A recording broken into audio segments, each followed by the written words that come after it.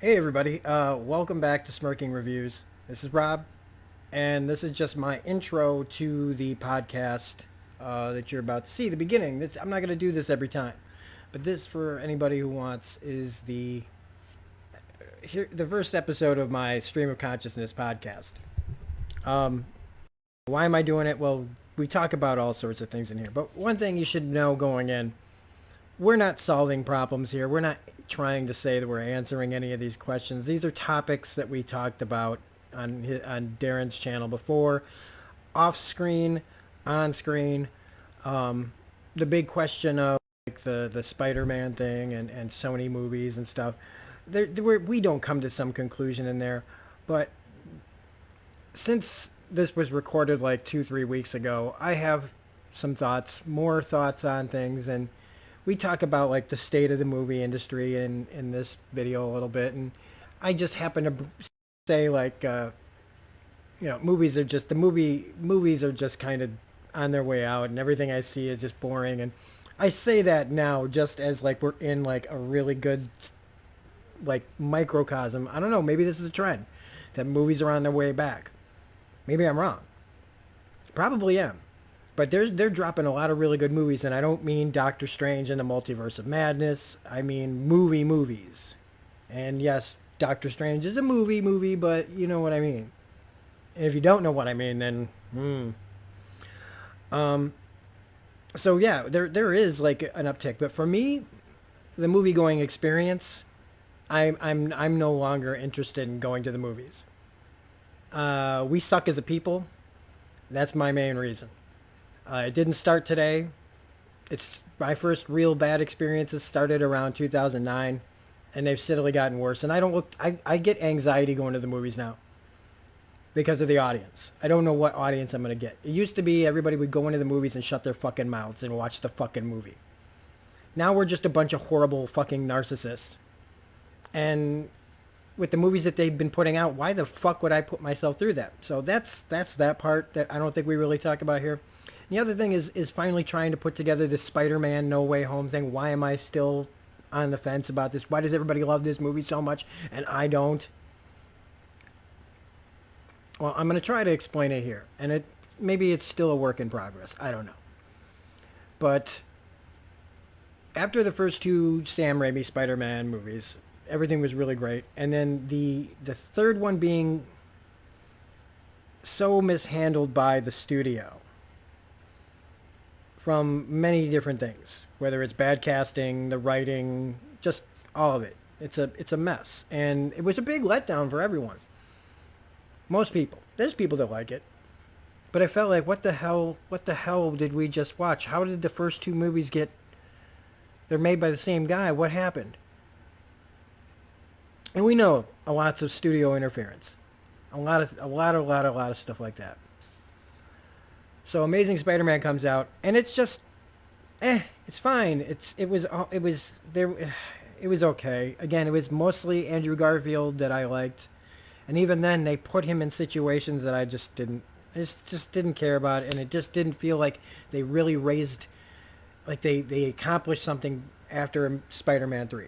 It just really didn't feel like they got any better. It didn't get any real. It just didn't. It wasn't good enough to wash the taste of Spider-Man 3 out. And then Amazing Spider-Man 2 happens, and they basically do the same thing that they did in Spider-Man 3. And then poor Andrew Garfield, who, again, he's the best thing in that movie, and poor guy can't do anything. And the studio fucked it up. And then we get Tom Holland's movies. And I think Tom Holland is the perfect casting of Peter Parker and Spider-Man. And the first two movies, I think he's in Civil War, Infinity War, and all of his movies, he's the best part in those movies. I'm not saying that there aren't good parts. Stuff in those movies are good, but did not care about the plots much in either of those movies. And at the end of No Far From Home,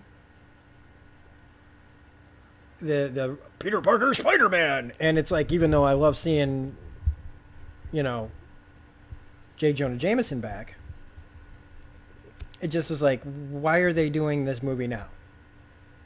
The Peter Parker revealed should be, if they're doing a series and Tom Holland isn't just doing 3, this movie, that reveal shouldn't have happened until like movie 5 or 6. Maybe 4. But that's small potatoes compared to, like, I just didn't feel it was earned yet. But I was willing to go into the 3rd movie and see how they play that out. And basically what I feel like the reason why I don't like it as much as everybody else is because there was they that whole multiverse plot hijacked the movie's plot that should have happened. And that Disney is going to use this multiverse shtick to make excuses for any choice that they make. They can just say whatever they want. Oh, it's multiverse. It's not this world's canon. It doesn't have to be, oh, it's not this world's so-and-so. It's not this, they can use that as like a get out of jail, like just an explanation for everything. And I didn't like them rolling out the other characters in this movie. I liked all I liked those parts. I just didn't want them in this movie. I did not want all this. I didn't like the fact that it didn't feel like an MCU movie. It felt like a Sony movie, and they're rolling out all the things that things that I didn't like about those movies, like reminding me of things that I didn't like in those movies, and they've never elevated any of those movies enough to wash that original hurt. I guess, the butt hurt I am over Spider-Man 3. Like, I just feel like they've never, ever completely... And so it just felt like they were trying to... I don't know. I had it better thought out earlier, but I still just don't... I feel like, again, that they're just trying to make me forget that these other things happen, and we can just fix it with a bunch of nostalgia and a bunch of Easter eggs and let poor Andrew Garfield off the hook, and then we have everybody that just wants to now bring back the Spider-Verse, like. And that's the other thing, folks, and why, like, you're going to see more podcast type things and me not reviewing more current stuff is because I think I'm just kind of over it. I think I'm over it all. Like, I love comic books. I love comic books. I'm never far away from one. Look, I just picked this up off right here in front of me.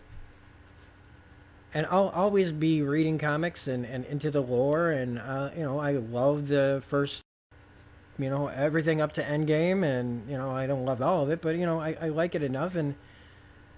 But I feel like there's just more to life than talking about movies, and I just kind of want to get off that feeding the machine of hype. And I'd rather just talk about things that matter to me, and I want to start doing more things that matter to me and making content that matters to me more than talking about the latest, greatest thing. There's a billion people talking about stuff, and I don't need to be one of them anymore. And so I'm just going to talk about what I want to talk about from now on. So,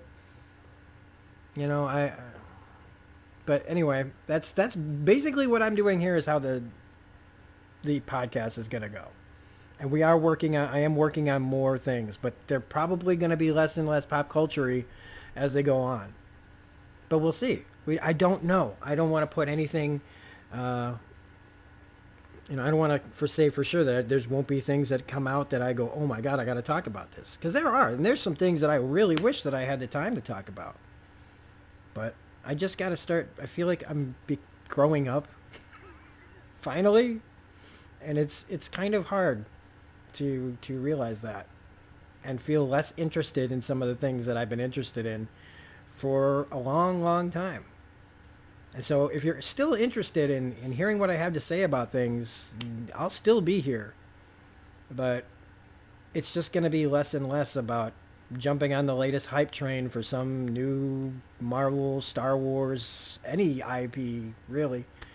And I'm just going to start living a little bit more and being around people more, talking to friends and that kind of thing. So anyway, enjoy the rest of the podcast and future podcasts. And if this turned you off, well, sorry.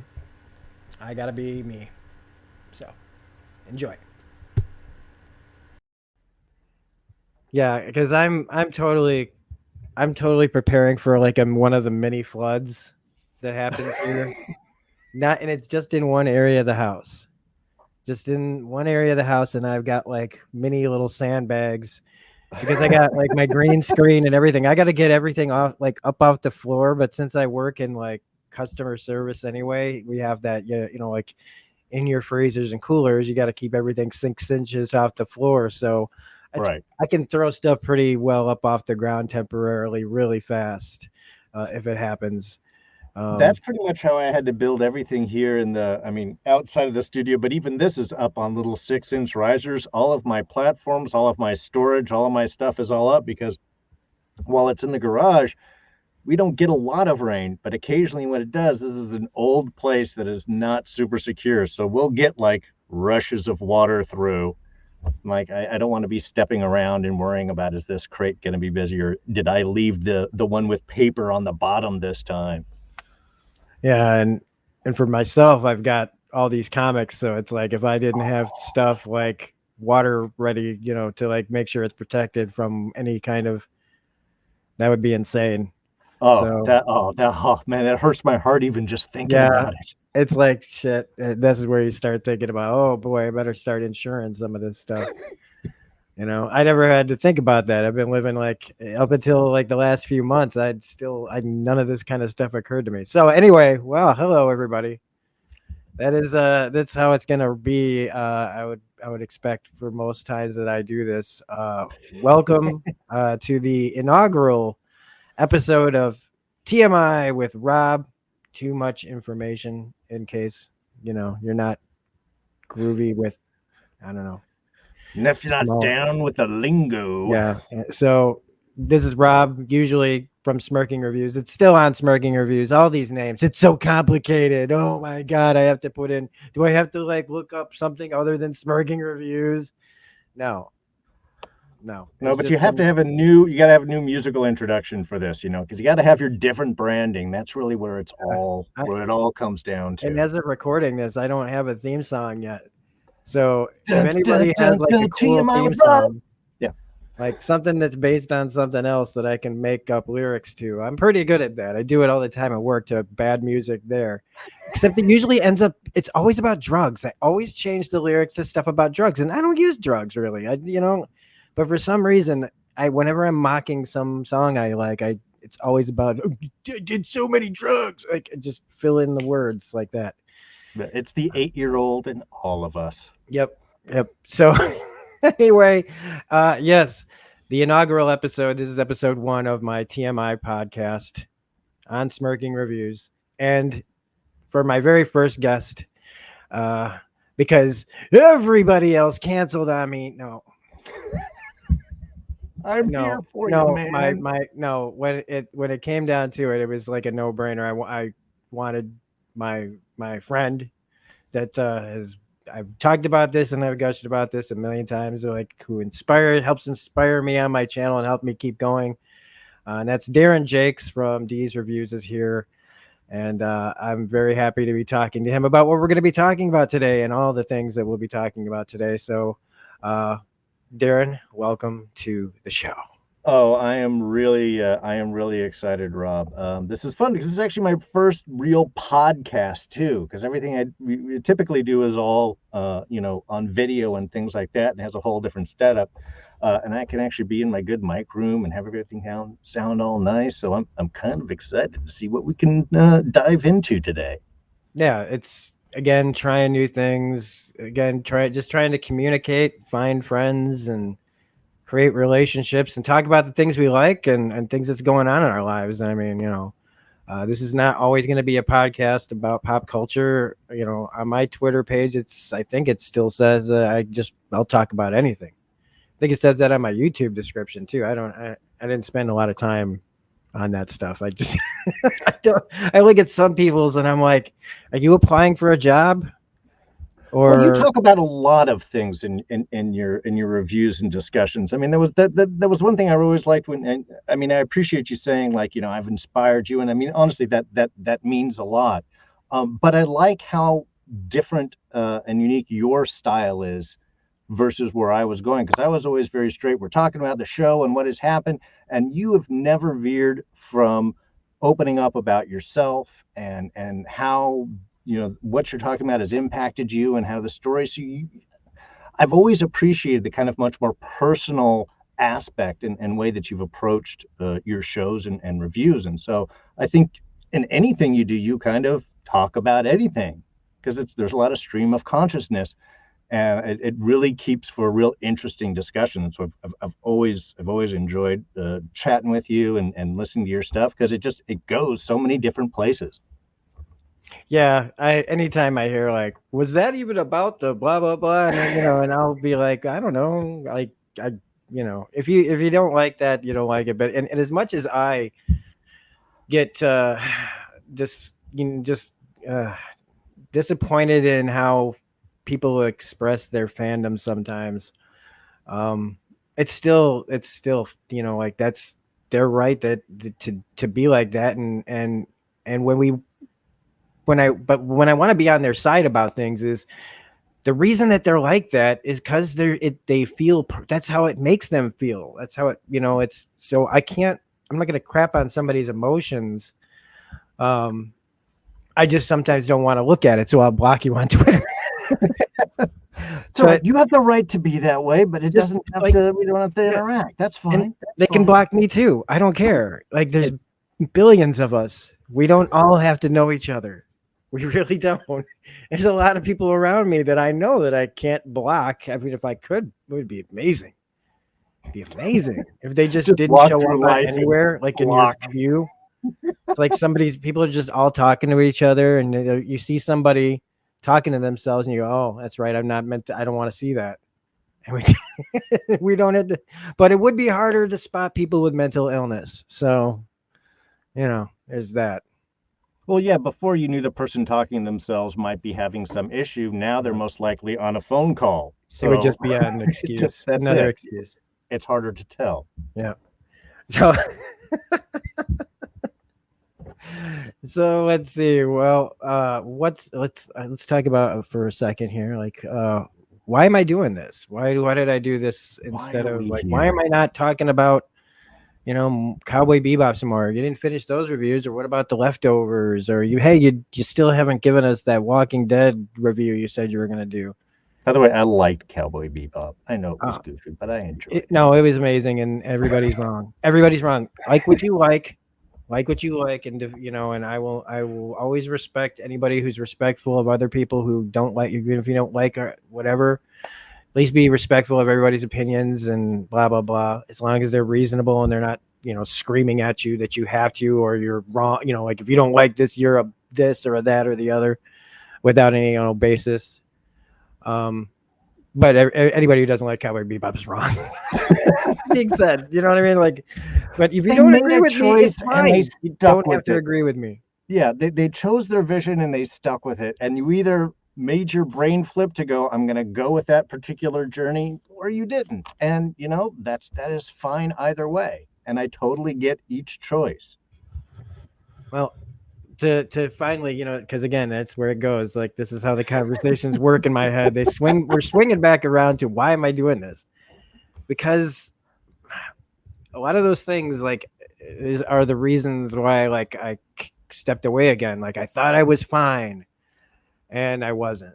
I was still letting so much of the negativity out there, like, drive me, and it was just affecting my mental state. And I needed to step away really pretty hard until, like, just make a thing here and there. And The Walking Dead's been fine. And I don't even pay attention to, after it's done and out there, I'll respond to comments, but I'm not worried about that. And that's where I know I'm starting to feel a little bit better. But what happened to me at the end of December was I suddenly grew up about probably 10 years in like the space of like a week. And I suddenly, like, all these priorities just shifted. And it's like, I still, like, I think on the surface, most people will be like, it doesn't seem like he's changed. But oh my God, I thought I had anxiety before. Once you accept adulthood, And there's still that part of you that's always fighting to go back to just be like, well, you just go back to doing what you're doing, and you can't go back to what you're No, doing. no, adulting sucks, man. And so making content has just been hard, and having anxiety about everything in the world has been hard. And I'm like, I want to do things that make me feel good and still make content and relax about it and not be so worried about it. And talking to people was one of the biggest goals here. And so that's what the main thing with this is to talk to people that I actually know, because I want to expand out there to the world more. I didn't talk to anybody except Mhm. on here. The people at work or people around me peripherally that know me or my family, I really didn't talk that much to anybody. And since I've been opening up to people more, I'm realizing that I wasn't, there's a whole bunch of people out there that I could be friends with they don't all have to be on YouTube. And, but that didn't change the fact that I wanted to keep reaching out on YouTube and Mhm. Twitch and wherever, just on a different kind of clock, on a Yeah. clock that's just chill, man. Like the dude, man, just Well, you, and it's you different. you do it when you can, you do it when you feel like it, and It's different when you have streams and schedules and shows, and oh my god, it's after this, and I got to get right onto this. Within a half hour, their show ending, or it's 6 o'clock on Thursday. We got to run over and do this show now. Again, these are good. We like doing them, but it is a little different when it's like, hey, just show up when you can and we'll dive into things and we'll chat, because that's what we always end up doing after we hit stop on the streams and such anyway, is we chat for a half hour about all sorts of different things, but we're not worried about being anywhere. It changes the energy. So I think I like this idea. Again, let's just record this, we'll chat, we'll dive into things, and we'll see if we can find those little bits of magic that we keep saying, why aren't we recording this? Why aren't we saving this for a future discussion? yeah, absolutely. Um, because yeah, I've managed to become like I think a better person by changing this kind of attitude of not worrying about, oh no, the episode's over and I don't have a video up. Like, but I was like, as disappointing as that can be to the people that have subscribed to the channel and people that have been really loyal to the channel and have become friends of mine. I do feel a little, disappointed in myself that I'm not that person Mm-hmm. completely anymore. But I mean, this road's a journey, and if your content creators don't grow with you, don't you? Like, I noticed that I outgrow people on the platform because they never change, and if they do change, it's only slightly to fit the format that would be giving them the most views or money, and that's fine.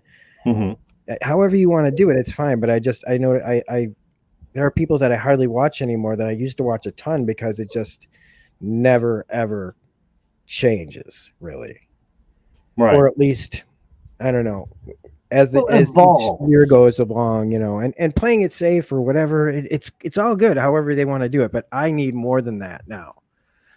And so this is just like that first step, and I'm hoping that people that listen to this aren't just like, oh, like I'm only here because he's going to talk about Sony. It's again, it's when you talk to your friends, if you're just sitting around and two of you are playing a game and the other two are watching, what the fuck do? You talk about the stuff that you give a crap about, or girls. But Yeah, that's pretty much the two subjects that you get to. yeah. When you're older, that's when you actually get variety of the different nerd stuff that you're in. But also in the end, how can I think about making content when there's more Critical Role to watch? I'm sorry, everybody, but I I had a friend. I have a friend who's been kind of casually telling me to get into Critical Role, and I've never been into D and D, and There's always room to join, and man. I There's didn't. Yeah, always I didn't have anything against it. It's like Star Trek. I know it's there. I have no real beef with it or anything like that. It's just I don't go looking for it too often.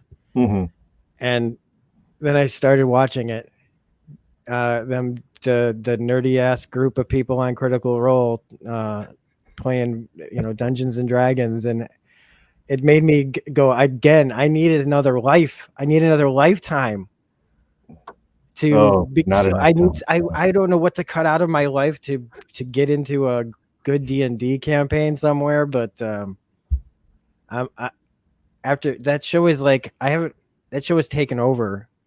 Like I was like I watched the first 20 or like 16 or 17 episodes of the first campaign of that show. And my friend's like, well, the third campaign is on, and you could catch up to where we are to where it is, real quick if you wanted to. So I did, and I'm only like 2 episodes back from where they are right now. Uh I watched like close to 20 episodes in less than a week. huh. We're talking like 4-hour blocks of your life Sure, just sure. gone because Critical Role has opened my eyes up to a new facet of society that I I feel like the guy that's think reverse zoo. Like I'm in the zoo, and the people that play D&D are on the outside looking at me like that guy doesn't play D&D. It's really sad. I look at him. He just looks lost over there. And then you see the people through the glass, and you're like trying to get in. You're like, no, no. If he wants to get in here, he'll figure it out. You know what I mean? Like I have to roll, I guess. I don't know what I'm talking about, but I have come to appreciate Dungeons and Dragons players so much more.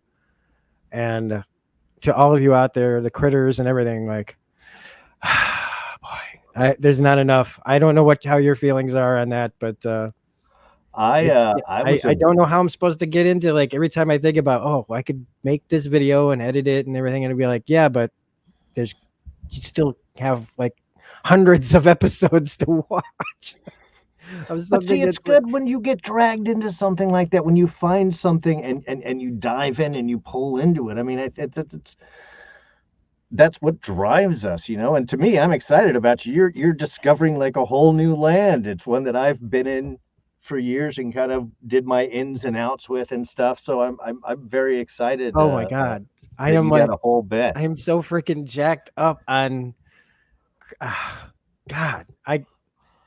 I don't know how to express like how I feel. Like, just this is what it means to like keeping yourself open to new things.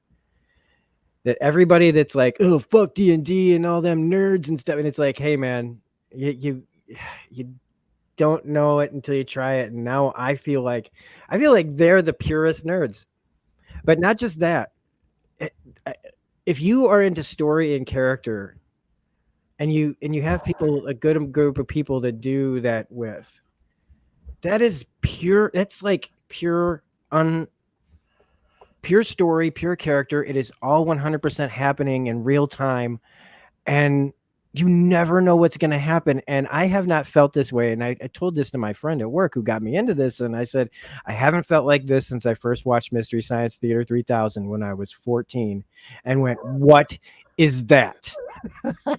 And how do I consume as much of it as possible? Sure. And I mean it. Like, it is, I can't believe that I've been sitting on this they just had their 7-year anniversary. 7 years. I've been like,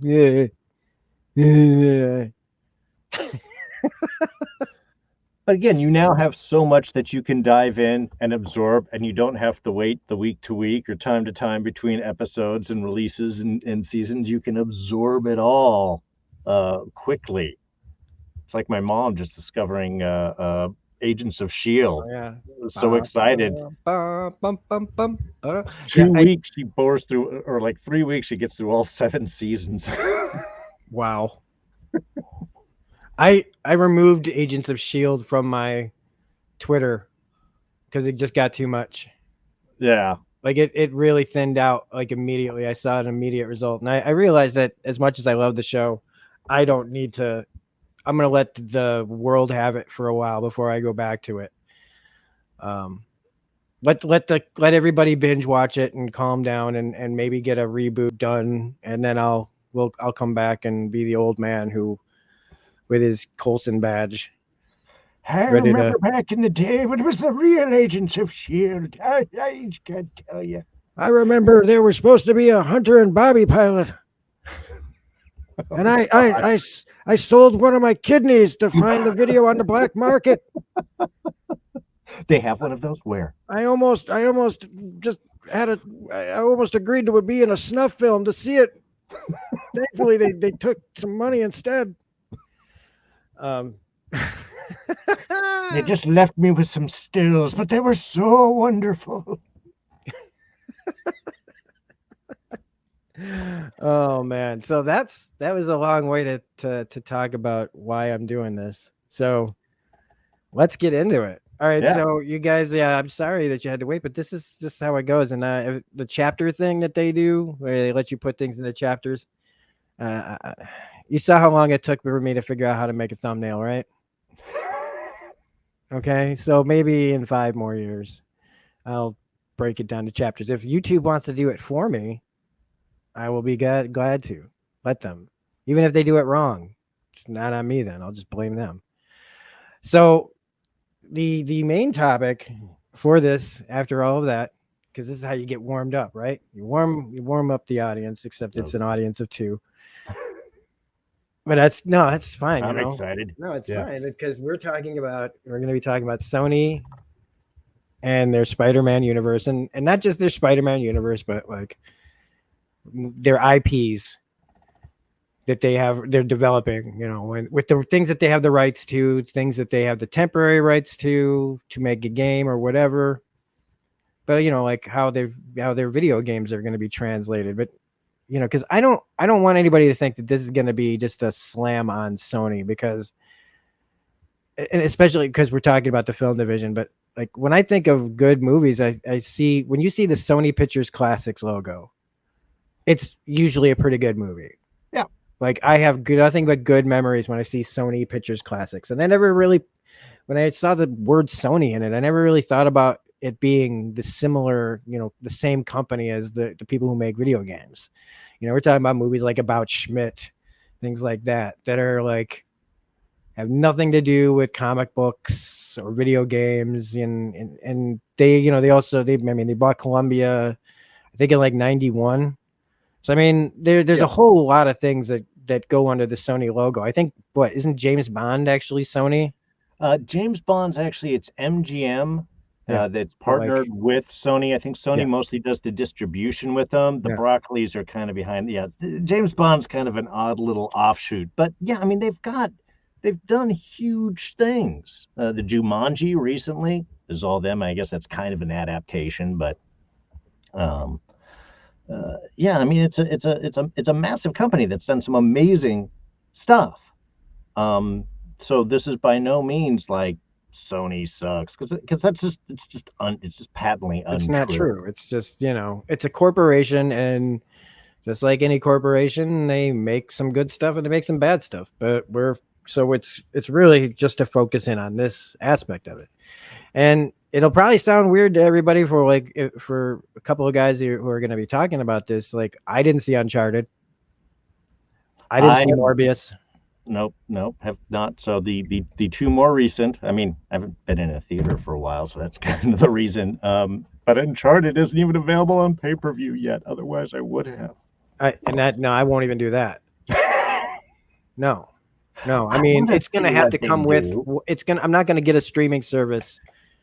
Well, I mean, I'm not going to buy it unless it comes with a streaming service that I already have.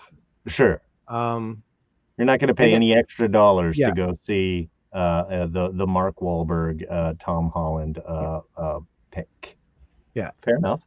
And this also has to do with like Spider-Man. A huge part of this is Spider-Man stuff, and the whole topic of like, why can't Sony make a good Spider-Man movie and blah blah blah on their own anyway. And and everybody likes to throw out Into the Spider-Verse. Oh, they made it to the Spider. It is a really great movie. It's a Hmm. really great animated film, and you can get away with so much more in an animated film than you can in a live action movie. And so it's already got to me like a step up on everybody because there's no rules in a cartoon, not really. You can do whatever you want, and we just kind of go along with it because it's a cartoon. I mean, we do scrutinize stuff that doesn't make sense plot wise, but you know, if they suddenly want to have Godzilla pop out of the sky, nobody blinks. You know, he's like doesn't even, you know, like what there's that Lego Ninjago movie that had a live action cat in the middle of the whole thing. Nobody nobody cares. In fact, that's like when people go, that's what makes it great is when something crazy like that happens.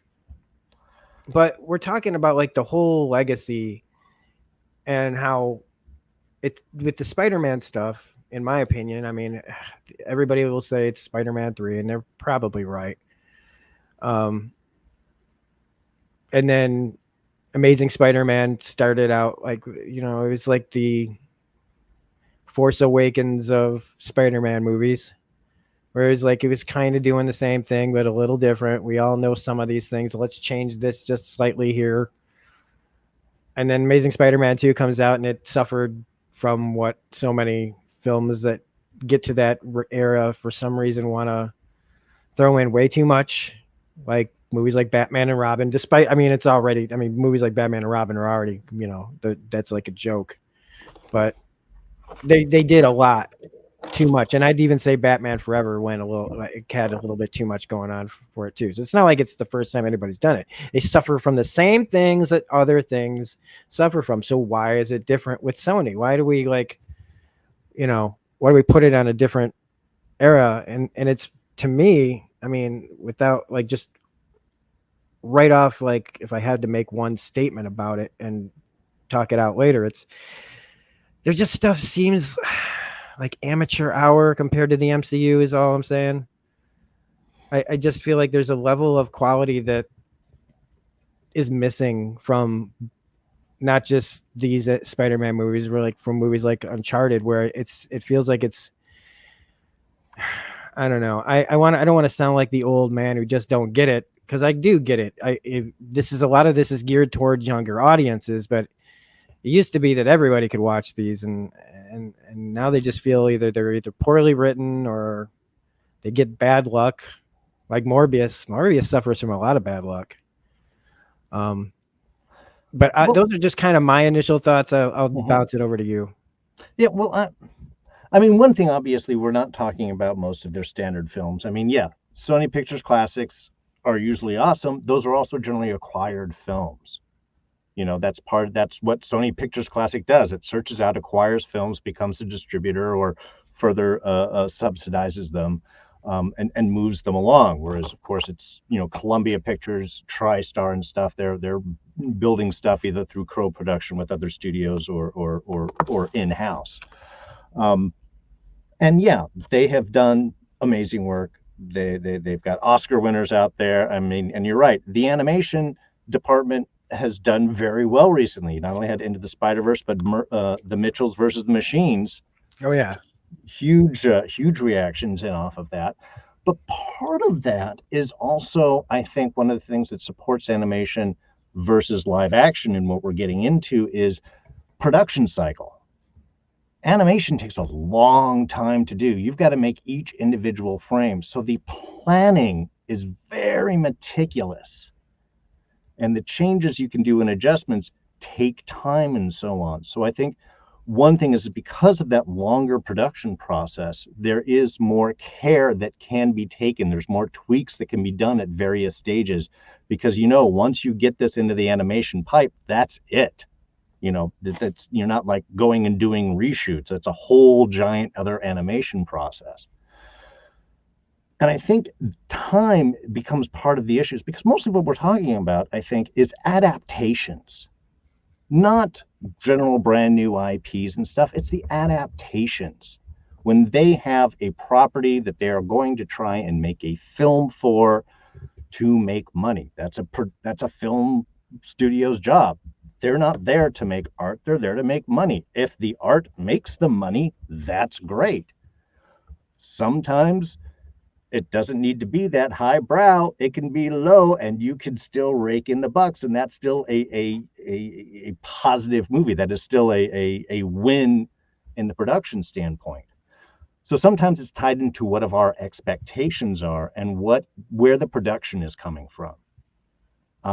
And making a movie is a very complicated process. You have various visions that are all coming in. You have the actor that wants to be in the best thing that they can for either character study work or to advance their career, or because this is what's going to be the big summer blockbuster, which will show them up. But generally, they want to do something that shows off their talent the best. They want to be in a good production. A director has a vision that they want to see the film at. The studio might have their own interests in this, and all of these can be competing forces. Not to mention, you have the writer, you have the editor at the end. The director can make a great film, and then it goes into the editing room and becomes something different.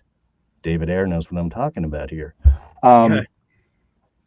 So there's a lot of complicated forces going in to making any film. And yet, when you hear Morbius from Sony Pictures, you know what you're going to see. We all knew exactly what came out. Everybody envisioned that. We knew that was what was going to come. That hit the theaters, and the reviews came out, and nobody was surprised. Yep. Why is that? I mean, we've been joking about this forever. It feels like. But Sony's not the only one. I mean, let's not forget Fox. Oh, yeah. The Fantastic Four. Or Wolverine Origins. Well, that whole, yeah, they're just as bad. I mean, as many people as like, look, X-Men #1 changed my life. X2 blew my mind. Then you get X3. You change directors. You get Brett Ratner. You get both. I mean, and now like looking back at both directors. Oh boy. And then, yeah, they do the Wolverine thing where those got steadily a bit better each movie, but we had to wait a really long time. It felt like, you know, Origins feels like almost like the X-Men universe in itself, even at Fox, felt like it was already in a multiverse. Mm-hmm. Because but the difference between 1, 2, and 3, just completely different. And then it just completely, it has the same characters, but it's all like, if you know what I'm talking about, it's just a completely different. And one pervy visionary director was different than the other pervy visionary director. And then you get they get Origins Wolverine, which is in like a whole other universe, like a pocket universe that everybody would like to. You go there to like peek your head in and laugh and go, oh my God. They sew Deadpool's mouth shut. This is like, you show this to people like, is this a gag reel? Yeah. He can teleport like Nightcrawler and shoot eyebolts and like Cyclops bolts out of his eyes. Like, what the hell? You know, but, and then, you know, the second Wolverine movie, and we're just going to do this, okay? We're just going to talk about it. All right. The second Wolverine movie was all right. It's all right. Yeah. Fine. It was okay. It had a good director. It had some moments. But it just still like, I don't know. I think that again, there's a better movie there somewhere. And then Logan comes out right after that. And Logan is effectively the third solo Wolverine mill. Yeah. Which again is like, where did this come from? Yeah. It's like the No Country for Old Men of the superhero world, you know. It comes out of nowhere and just like blows everybody's minds, and then we don't get it. We finally get it, and that's the end. And then forget it, everybody. We're gonna go out. We're gonna make you like we're gonna save the best for last, so that way you guys are screaming the rest of your lives. Why couldn't the rest of this been like that? And see, that's part of like my whole Spider-Man No Way Home thing. Part of it.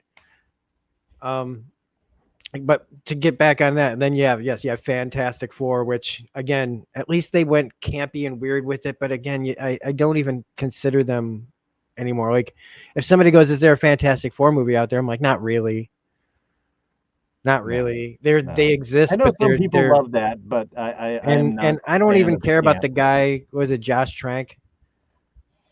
Yeah, Josh I don't Trank even with care about his Fantastic. version of it either. I really don't. I don't care about his version of it either because how much as different as maybe it was it. We'll never know if it was gonna save anything. But like we saw the Zack Snyder thing, like when they decided to change all that, and everybody thought that is vindication, but it's still not a very good movie to me. Justice League just became more watchable. It didn't become that much better of a movie, Yeah, and uh, I think that's a fair statement. it's like I said, I sat there and I enjoyed it enough. I was like, yeah, they lost, whatever. So it's again, like, Sony's not alone in this, but So why is it? I mean, again, let's maybe we'll this well, is a further Morbius discussion. got Is screwed a little bit because you said like when you hear Morbius, we all knew it was going to fail, but like it didn't have to. no, no, of course, none of these need to be bad. None of these do, and nobody goes into a film to make a bad movie. I mean, Nobody is like, man, I want to make some crap today. I'll get the pettiness out of the way and go. The movie didn't lose me at Morbius, and it didn't even lose me quite at Sony, but it was there. As soon as they said Jared Leto, I was like, oh, nope, nope. I like my Jared Leto in movies the same in every single one, and that is Edward Norton beating the shit out of him. I was gonna say Fight Club. Yeah, In every movie, I want just Edward Norton to come out of nowhere and just say, and beat the hell out of him, and walk away saying, "I just wanted to destroy something beautiful." And that was what I thought when they said Jared Leto is going to be Morbius. That's just my honest opinion. okay, that's a personal take on the That's actor, the and petty that's totally personal fair. take. But Yep, Morbius totally got fair. screwed because of all sorts of things. And I feel sorry for the director of that movie. You had all the Sony Disney stuff with Spider-Man. You had COVID. This movie was shot before the pandemic Oh yeah, and didn't, had the 2020 release. It's supposed to come out after Far From Home, but before Venom 2, which is a whole other thing. And I saw what they were trying to do. So that their universe kind of got, despite how it ends up now, they were starting a shared universe that got tripped up early. Venom got a little bit of traction in the expanded universe because it was liked enough. It's far from perfect. I enjoy Tom Hardy and the Venom sure. character. Oh yeah, I could care less about the other 90% of it. because it's the Tom Hardy and Yeah. Venom show. That's Yeah. what makes the It's all it movie. is. You're just waiting for them to do something next. It doesn't matter how many people live or die. It's one of those movies you can just do that with.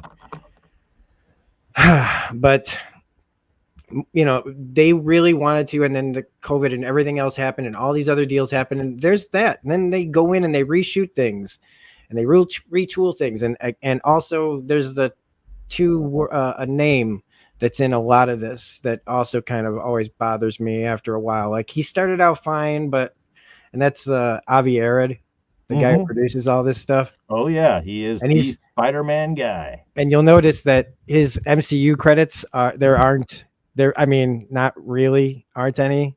They are restricted to the Fox stuff, the Sony stuff. Mm-hmm. He had his name on the Spider-Man Homecoming, and he had his name on those, but none of the other stuff that was shared. There's anything that wasn't shared by Marvel. No, Avi Anything is Marvel owned, his name wasn't on it, like Marvel solely. yeah, Avi And is all Spider-Man and has been since the yeah, get-go. yeah, and whatever movies are your favorites. Again, I don't want to like make anybody feel like your movies don't count or something. Like if you think the Maguire ones are the best, great. If you think the two Andrew Garfield ones are great, great. If you like Tom Holland more than anybody else, great. It doesn't matter. We're not talking about that because the casting of Spider-Man to me has never been an issue. They've always gotten the right guy for the right time. Maguire was perfect for that time period. Yeah. He looked young enough then. And it was also new that we were so enamored with it that we let some of those things just go because we were still allowing ourselves to enjoy things. And we were happy to see actual Spider-Man swinging around on the big screen with a guy that looked Peter Parker-ish enough, you know? Yeah. I thought he was great at the time. Yeah. And it felt like, I was looking at the guy a little bit more from the comics. He felt like the nerd, and he was in school, and it just felt right. And then you get Andrew Garfield, and those movies. But again, if you think those are the bee's knees, my hat's off to you. I think Andrew Garfield was again really great and committed, so committed to the role. Oh yeah, and it had all right moments, but those scripts were great. And I don't know how much studio interference there was. Go ahead. I want to do a quick shout out to the fans of the live action Spider-Man from the 70s. Oh, yeah. The TV show. That was my first introduction. So, yeah, when we step up to Tobey Maguire as actual Peter Parker, we're like, okay. Yeah, that's at my first experiences with Spider-Man was that TV show, The Electric Company. Uh-huh. The Electric Company shorts. There, yeah. We had, we only had 3 channels back then, and if you were lucky to land on something that had something that was any of that, I was it just didn't exist really hardly at all. And also Spider-Man and His Amazing Friends cartoon with Firestar, and invented for the show, which I didn't know at the time. Yeah, but yeah, Firestar invented for the comic, and then I think her comic came out. But yeah, Iceman, classic. That was my first X-Man. Technically, was Iceman. Figure that, then a 3-2-1 Contact issue. Remember that show, 3-2-1 Contact? Everybody, now I'm showing my age. 3-2-1 Contact is no, not doing it. There was a magazine though that you could get a subscription to, like anything, and there was a X-Men were on the cover, and I saw the guy with the claws, and I went, "Oh my God, where is this? Where is this? How do I get this?" And I'm out here in the middle of nowhere, not a comic book in sight. You know what I mean? Just nobody knows what the hell that was, and it took me years to find him. Anyway, to swinging back literally to Spider-Man. So Andrew Garfield was great, but those movies they were jam-packed with a lot of stuff, and the scripts just weren't great. And he got the shaft in that. That was not his fault. And no, I completely agree. The video of him at Comic-Con when he comes up in the Spider-Man costume and then pulls off to announce, that he's in the movie and to announce the panel. I mean, the joy on that guy as like a fan that is now get to be Spider-Man was palpable. He was just so stoked, and that made me excited to see it. And the ensuing movies had some issues. That level of sincerity is rare in the game of Hollywood. Yeah. Like, it's one thing to get that jolt of adrenaline when they go out in Hall H and they have a bunch of people going, Iron Man. I mean, that's gonna, even, those people are ready for that stuff.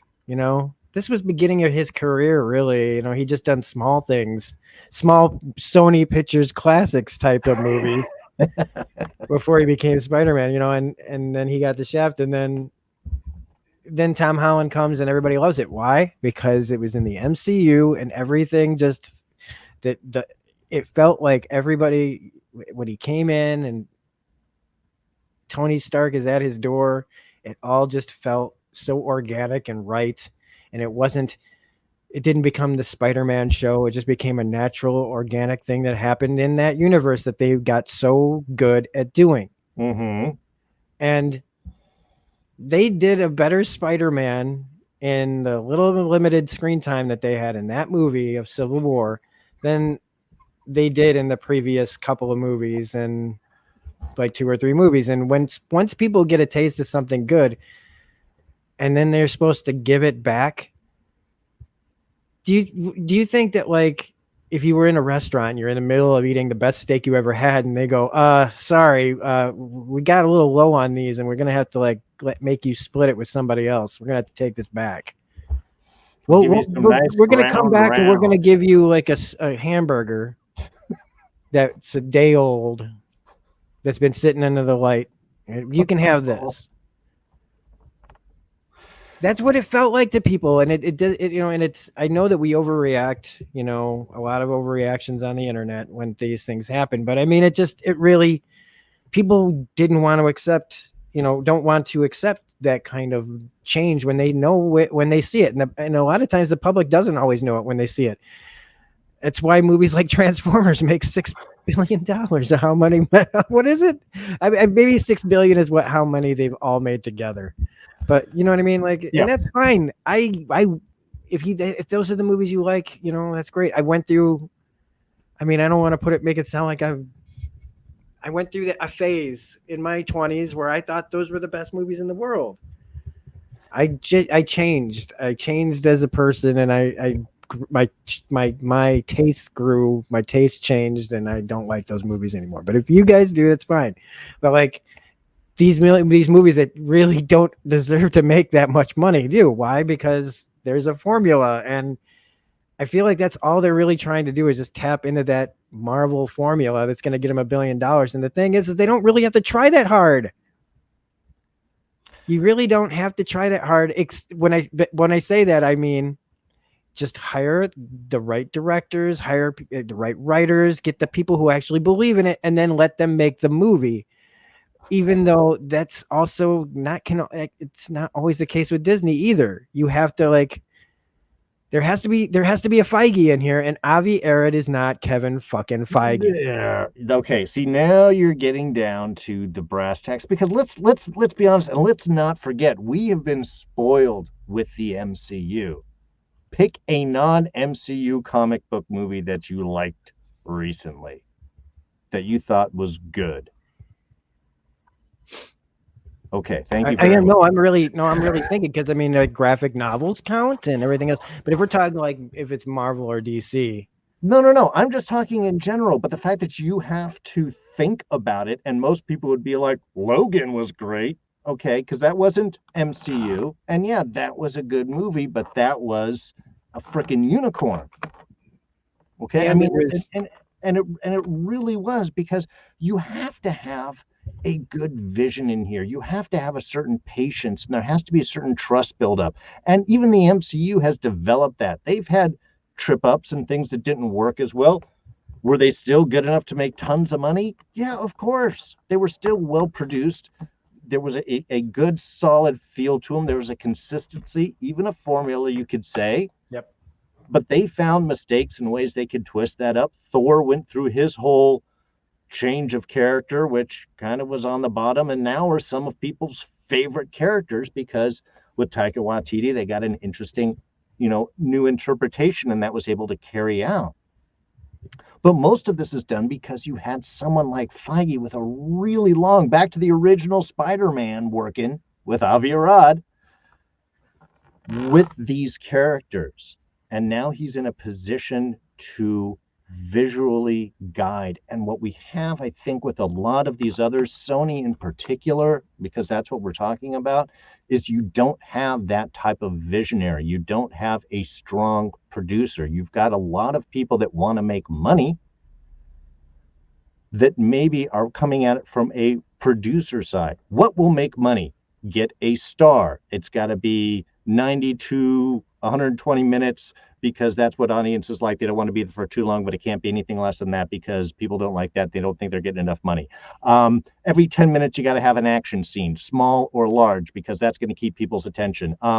What do they like? What's the music that people are into? Let's be sure we have that in there, because that'll have a mass appeal. You're building a film sometimes from that top bottom as opposed to bottom up. You're trying to fit it into a box that you think is going to have a return, and often coming at it that way. And there are a lot of those formulas that do work.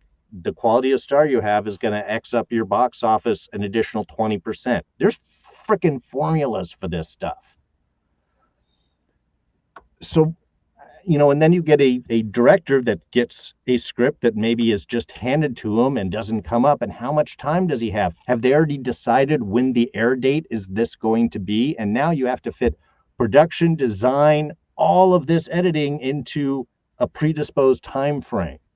And I think that's a lot of things that you're getting right now is, look, man, people just don't have the time to do it right, and they don't have a clear vision to steer things. I don't know who's steering the Sonyverse, but it feels like it's all one-offs. Shoot off here, hey, you try something you think, and we'll just throw in a post-credit scene that'll hopefully tie it together, because there doesn't seem to be a consistency in vision, in tone, in feel. Everything is all different. I mean, Venom's a hit, but even fans of Venom will tell you it's a guilty pleasure.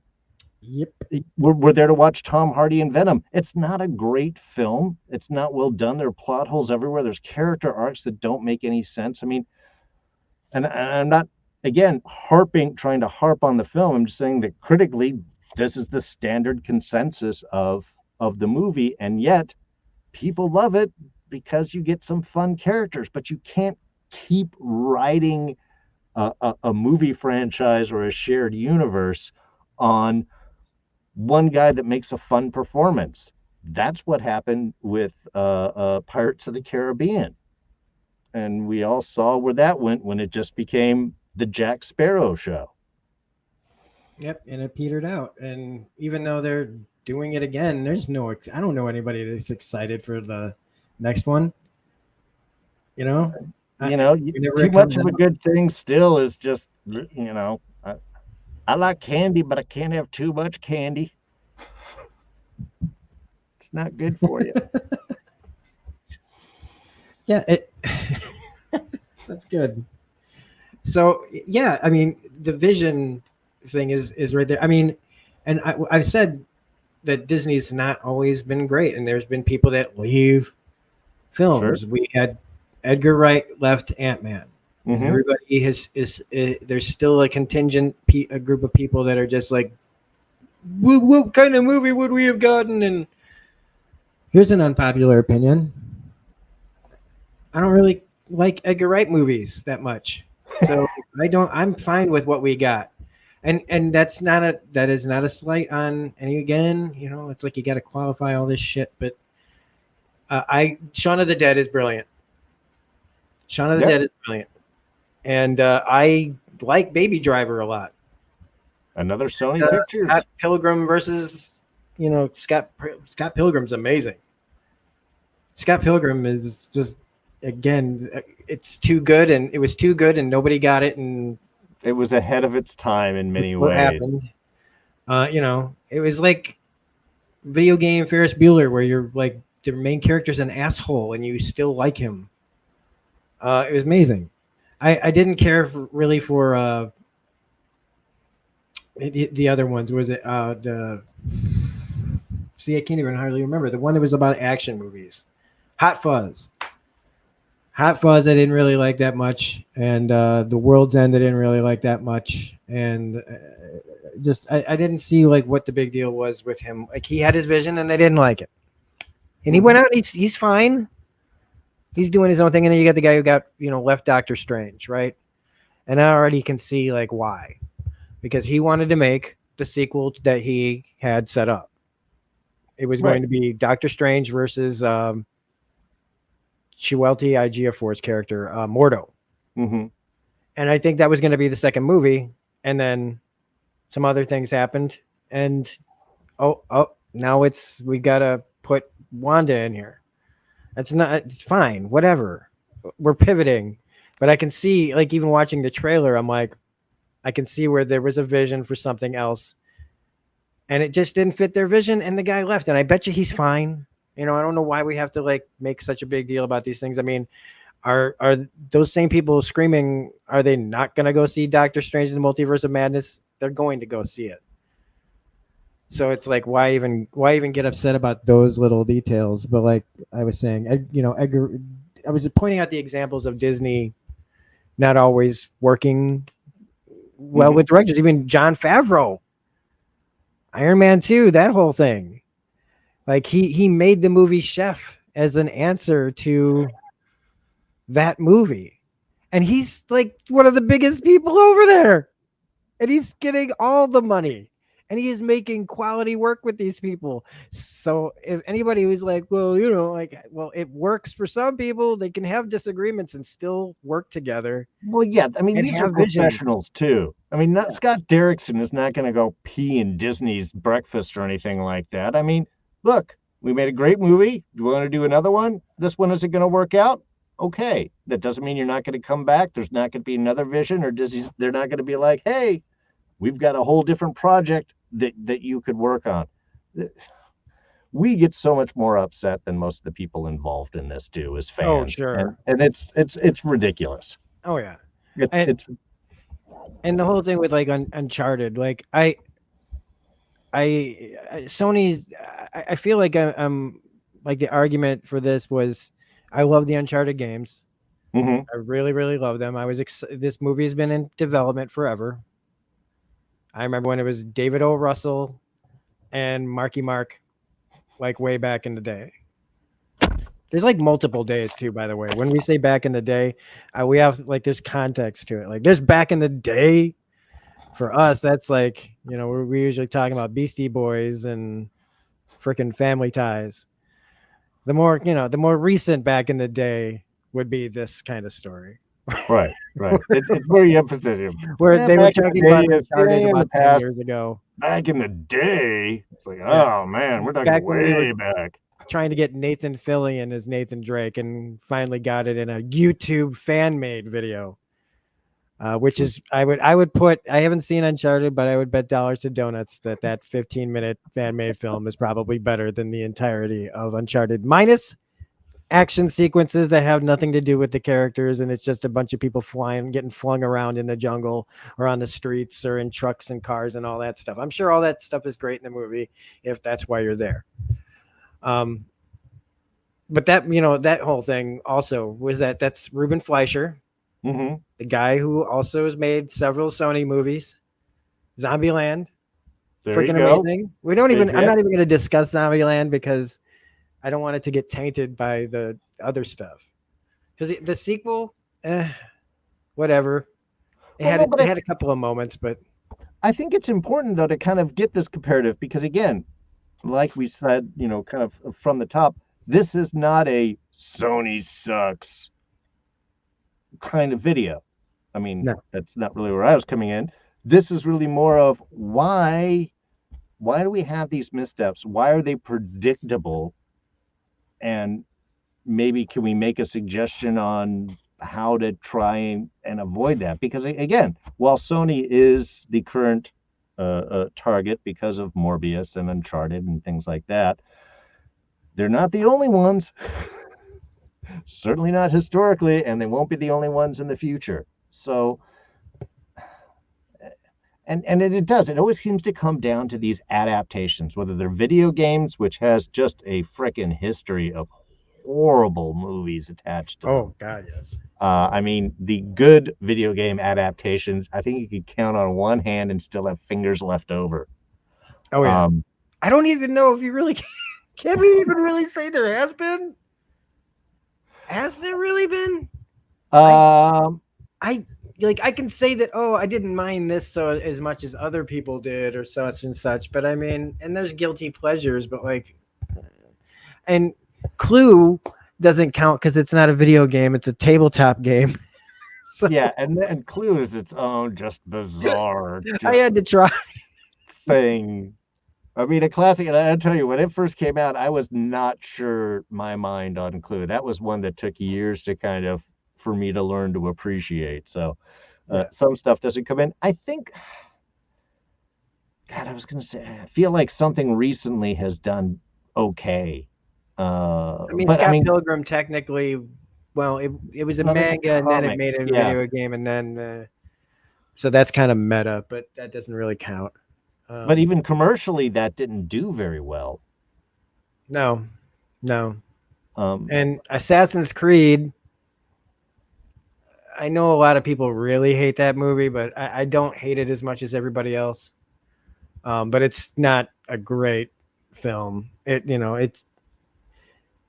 That one hurt though, because it was like there was really great possibilities with it, and I don't know again what happened. Fassbender. Yeah. Hey, wait, that's not a Sony movie, is it? Gotta look it up. Yeah, you'd have to check that one. I'm not sure which. I am really good. You can tell that if anybody finds my phone and finds out how quickly the word assassins pops up in their spell thing, I'm in trouble. Okay, it's 2016, so it's 6 years old, and it's only 20th Century Studios. Okay. Oh yeah, that was one of the ones I think that kind of had to be released as the whole purchase stuff was happening, if I remember, or something like that. It was one of those little middle. Hell, we didn't know that's not Sony. We didn't even get into like the some of the bad X-Men movies, but no, I mean, why is it like when it should be? And you have material, yeah, with both the video games and the comics. Now I know that Sony has the rights to Spider-Man and all of the Rogues Gallery and everything. I'm assuming that is also rights to the stories as well, but I'm not. Again, this is where some stuff is. So it's like maybe they can't use any Spider-Man stories and they have to make them all up because they don't have the rights to them, which would be an odd thing, but these things do happen. And that is... I mean, it denies them the classic material, but it doesn't excuse the fact of why can't you still make a good movie with... This brings up something that I was thinking about, though, today, and I wanted to make sure I didn't forget to bring this in. Okay, because some people will ask the obvious question of why doesn't Disney just buy Spider-Man, right? Why don't they just buy the whole damn thing? But my question is like, remember when, before the deal went through, before it was even really talked about, when the MCU was just really starting to get real good traction, I think after Avengers and whatever, they started putting the pressure on the other studios that had the rights to things. They can't, like Fantastic Four, they ended those books. Like they ended books. They messed up characters. They killed Wolverine. They started removing these books from the stores so that the word of mouth would start to disappear about these characters. Sure. And again, it's their characters. They have the right to do it. And I'm like, I know that like killing look, they've killed Spider-Man before. Spider-Man's been dead a lot of times. And I'm like, I feel like Marvel's still getting money from. They might not have the film rights, but they have the character rights. They have the merchandising rights and all that stuff. So they're still making money. So it would be like, I guess, not in their best interest to try to do it. But at the same time, when they see the fan reaction to this, it's like, it has to give them pause. And the other thing is if everything, because I found out Miles Morales is owned by Sony. Sure, he would be under Spider-Man. Yeah. Okay. Marvel, stop making Spider-Man. Stop making new Spider characters, because every single new one you get goes right over to them. And every other day there's like there's a new Spider-Man. I'm like, stop it. You guys are just giving them more stuff to ruin. Well, I mean, at this turn stage, into a joke. At this stage, it's that business. It is all a joke, actually, but I think you're right. There was that time where they were pulling back a lot of these titles because it was also like, yeah, we're not going to give you stories. We're not going to feed you stuff that you can just straight adapt now. We're not going to give you any more material than we already have. I mean, that's sort of a smart business. We still have merchandising. So if you make something, we're still going to get something out of it. But why should we help you out? I think was definitely some of the earlier stuff. I think with the Spider-Man stuff as it's changed, I think some of their agreements have shifted as they've realized, we don't have to fight. You could make a lot of money. I could make a lot of money. We could all make a lot of money. Um, so I think it as long as I can continue to have those little agreements, I think it works in Disney's interest to still keep those interests in characters up, because they'll still work out a way to make a deal. Everybody likes the money. Yeah. I mean, in the end, like this is something that I've been struggling. You guys all know, anybody that has been watching his channel or my channel knows that I've been having this absolutely the weirdest conflict with Spider-Man No Way Home. Everybody else just knows, it seems like, how they feel about this movie, and I've just been like this. I'm of many minds. I am Mark Spector. I'm the Mark Spector of fans of No Way Home. Because there's so many voices that went up there, and one of the problems I have, and I've been trying to pin all these things down, and I feel like, and part of this feels like they're trying to trick me. Like I feel like there's just like I see a Sony movie and I see a Marvel movie at the same time, and I'm going, oh, like there's like this inner person in me that's seeing two movies happening at the same time. A good movie it's like what I've been learning with video overlays, where you got like a good movie and somebody slaps part of a bad movie on top of it. Like there's a bad movie happening on top of a good movie, and sometimes there's a good movie happening on top of a bad movie in that movie. Yeah. And I feel like somebody in here is trying to trick me, or it's like I feel like one of the like Sony and Marvel are the parents, and they're about to get divorced, and they're trying to break up the family in the weirdest way possible without hurting anybody. Because I was looking at this, I'm like, it just didn't feel like an all the way Sony movie, didn't feel like an all the way MCU movie. And so in the end, I was left feeling like empty and hollow about it, because I saw all this great stuff on one side and I saw all this horrible stuff on the other side. And I was seeing the future of both sides. I was like a kid going, okay, if I go with mom, this is what my life is going to look like. There's going to be some good and there's going to be some bad. And I'm going to look over at dad, and maybe it's different. Like maybe dad's been bad. I don't know. Like, I don't like, like there's a little bit of good, but mostly bad.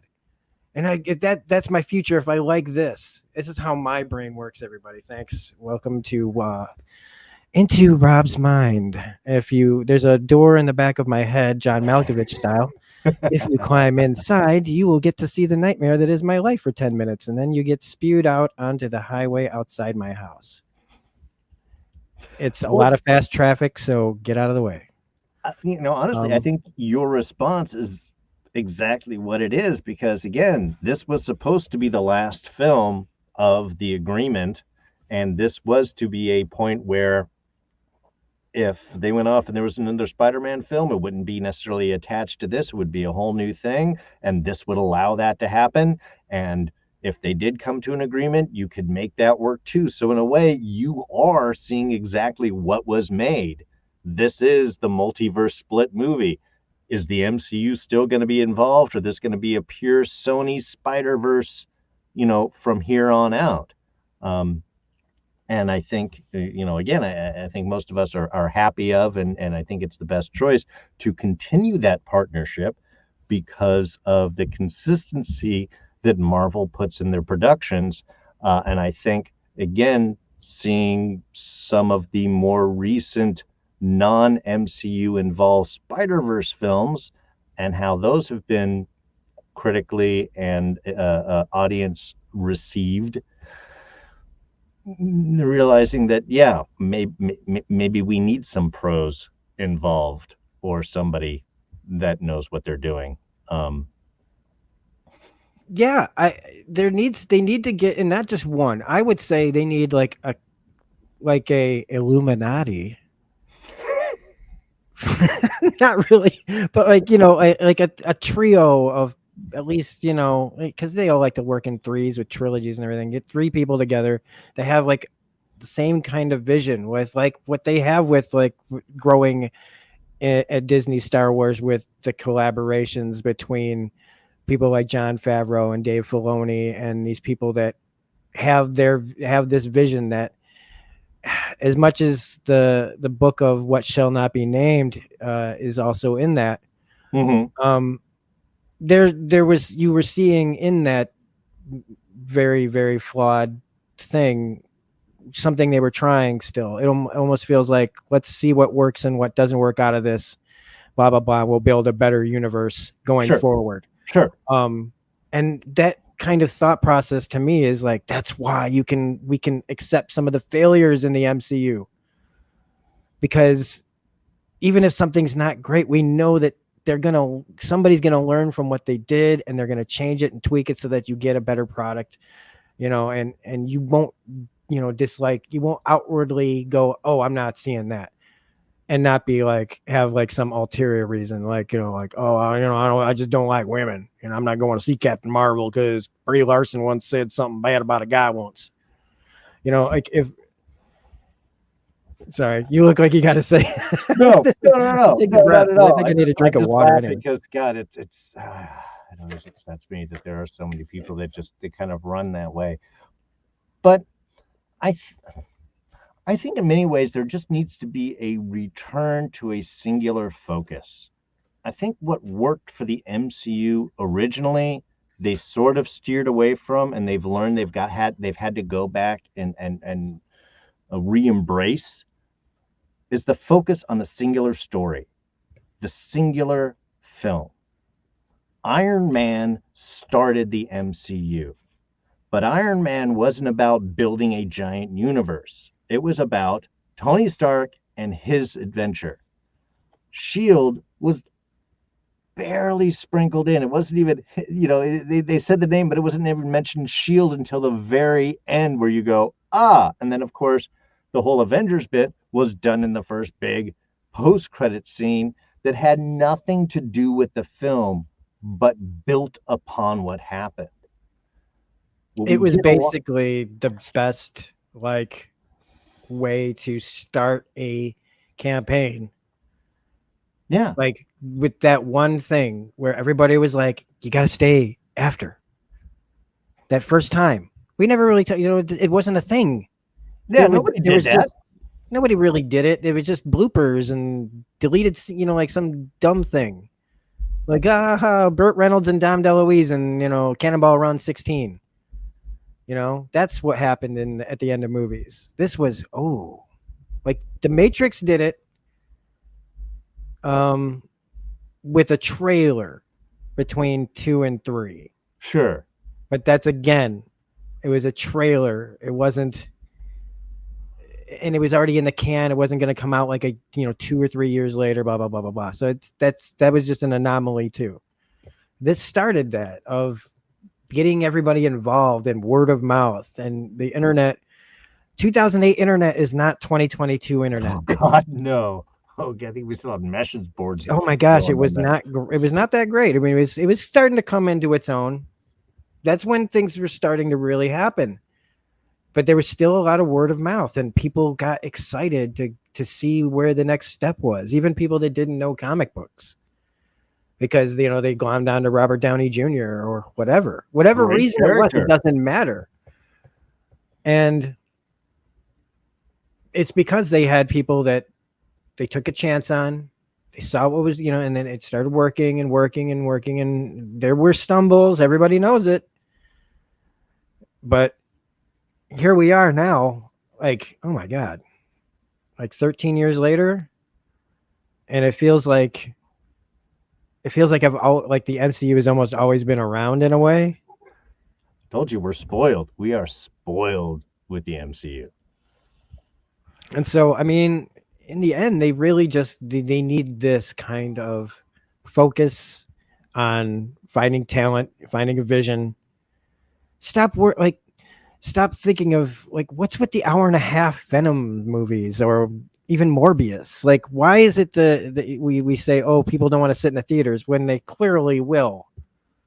They will. The Batman is like 3 hours long. Yeah. Well, I mean, that's Endgame. your 90 minutes is your minimum allowed. And again, sometimes if you're running from a strict, well, it's like Moneyball. Are you doing the Moneyball production, or are you doing the Laker build talent production? You know, which is it? What is it, that you're doing? How are you coming after the? You just trying to get like, all right, let's tick this off so we make the X amount in our predictive modeling dollars and run it through the machine and get out because that's all of our focus. And there's nothing wrong with that. I mean, from a fan standpoint, we don't necessarily get the best product, but from just a production standpoint, that is a way to do movies. And there are tons of production companies that run that way. We just want, because there is so beloved, because the value of the IP, and that we are willing to go in and put the dollars in, we just want to, it's like, look, just spend the time. Again, there are so many stories that you can tap into. How do you mess that up? Just focus on developing a story and world, and don't freaking dark universe the thing. Don't put in so many characters and so much. Don't focus on building your world so much you forget the story you're actually telling. Yeah. And that, when you talk about, there's so much shoved into this, the Batman versus Batman and Robin thing. Throw in as many heroes as you can. Eventually a lot of these turn into, how many characters and villains can we throw in? When, look, man, maybe you don't, or maybe you can introduce one. Do your the old James Bond mini adventure in the beginning, where you can do an adventure where he takes out Spider-Man takes out Scorpion, so you can sort of introduce him. You have an actual battle. You don't do that stupid frickin' Amazing Spider-Man 2 Rhino bit. Reintroduce a character, and you never see the fight. Then we bring them back and we cut before the fight actually begins. No, you have your good action scene. You show the character, you show something doing, and then you lock them up and put them in jail, because now you can save them for your Sinister Six, as opposed to trying to introduce all the characters at once. Yeah.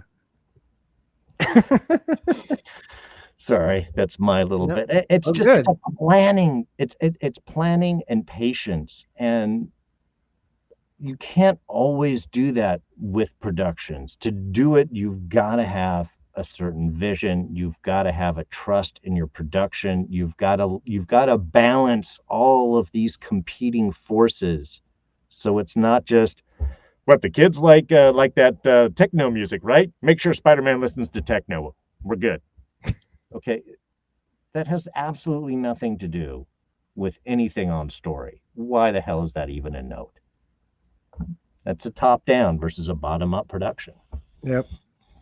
I also want to definitely point out, because I don't think we have, is that anybody that, like, the actual making of these films, the people who work on the actual films, the people that are out there holding the mics, people that are making sure everything works, Mm-hmm. not the directors, writers, actors, everybody behind the scenes. None of these things are really directed at them, Well, because I have a feeling, and I don't even mean that. I've seen people get upset when they take, like, they feel like when people say something against something that they were a part of. I can understand that, getting upset, and I want to, like, their jobs are the most important, really. yeah. Without those people, there is no movie. Whether it's a good one or a bad one, they're not sitting there writing it. They're just sitting there trying to light it and whatever. And if you don't do a good job at that, that's on you. Yeah, the key grip is not to blame about anything that happens in production. Okay, it's the best boy. Yeah, the best boy is doing the best job he The reason they can. call him the best boy is it's like calling a giant tiny. Okay, because the best boy knows he ain't the best boy. Are you? Are you? Like, you just. No, but he runs the show, is what the best boy does. I wanted to say that quickly, so that anybody that got this far knows that we don't mean anything towards anybody, really. Well, like, no, anybody about this. Like, I might have my personal feelings towards certain actors or whatever, but, like, I try not to take this stuff personally anymore. I do, like, I've talked about the fan brain versus the regular brain, but I think what we've been talking about here is pretty fair. Well, yeah, I don't mean to harsh on any, producers, casting agents. Please hire me. I don't, I want to work for these people. Is what I'm trying to say. I'm trying to Yeah, be nice on all of these yeah. thoughts. But it's That's also why like, like this is not going to be sponsored by anybody. This is, but it's I was also yeah, an understanding of just how things go. I mean, I've been on film productions, I've been on TVs, I've been on special effects, I've been on video games, I've done green screen productions. Nobody in the middle of a production knows how the hell this is going to look like on screen. Especially if you've got effects shots and you've got green behind you and you're holding a thing in your hand and you're trying to emote that this is a whatever. You have no idea how that's going to end up looking on screen. Even some cheesy dialogue, you might be like, really, I'm saying this? But God, edited right with the bright buildup and music and so on, that could be like a legendary line for all you know. How things end up by the time they get up on the screen is wholly different than maybe how you feel producing, outside of the fact that I like the material, I like their feeling, I like the energy that we have with the crew and so on. You can definitely feel that. But oftentimes, I mean, look, De Niro has had an amazing run of films, and even in the midst of those, there were some pretty crappy ones. And I doubt that he was on there going, man, this is going to be some grade A crap. You don't. You trust in the production, and sometimes the forces that change those films are kind of beyond you. But everybody is doing the best job. They, like I said, they everybody wants to make good stuff. But what are the forces that are all raging around the production of that film that will end up turning it out? And sometimes it's not the creatives that are behind it. They're trying to fit in what they have been told by production they need to have to fit A, B, C, and D. and that this whole kind of like production talk is a nice segue into this kind of secondary topic of like films in general now. Um, I every day I walk past a red box at my job, and every Mm-hmm. day I just kind of look over in that direction. Bright colors, pictures. It's jingling of keys as I'm walking in. Like what's that over there? And I was thinking about how I looked at all the thumbnails or the little pictures they have of everything, all the movies, or what Mm-hmm. the movies look like. When you're on Amazon or Netflix or whatever, and and like I was thinking about again what Scorsese said and how everybody took it really wrong and badly about Marvel movies aren't real movies or blah blah blah and I, I honestly don't really care. I mean, he makes a certain kind of movies that I like, and I don't really care what he thinks about comic book movies. But the one thing I think he's right is, I mean, I think what he was really trying to say was or come across as is that he saw the writing on the wall Mm-hmm. for in a lot of ways that the movies like a lot of people like him make are going to become much, much harder to make. And Sure. it's proven that you go out there and you look, and I mean, you can watch anything you want. Go ahead, watch it all. If you are the first person to watch everything on Netflix, I hope you make it into the Guinness Book of World Records, and then I hope you get therapy. But most of it, I look around at everything, even movies with a big star attached. And I'm not just talking about like where we could go down a whole red letter media style rabbit hole of stars in bad movies that go direct to DVD, like Oh, Steven sure. Seagal. And again, I'm not going to make fun of why Bruce Willis made a bunch of movies because we all know what's going on with that and why Sure.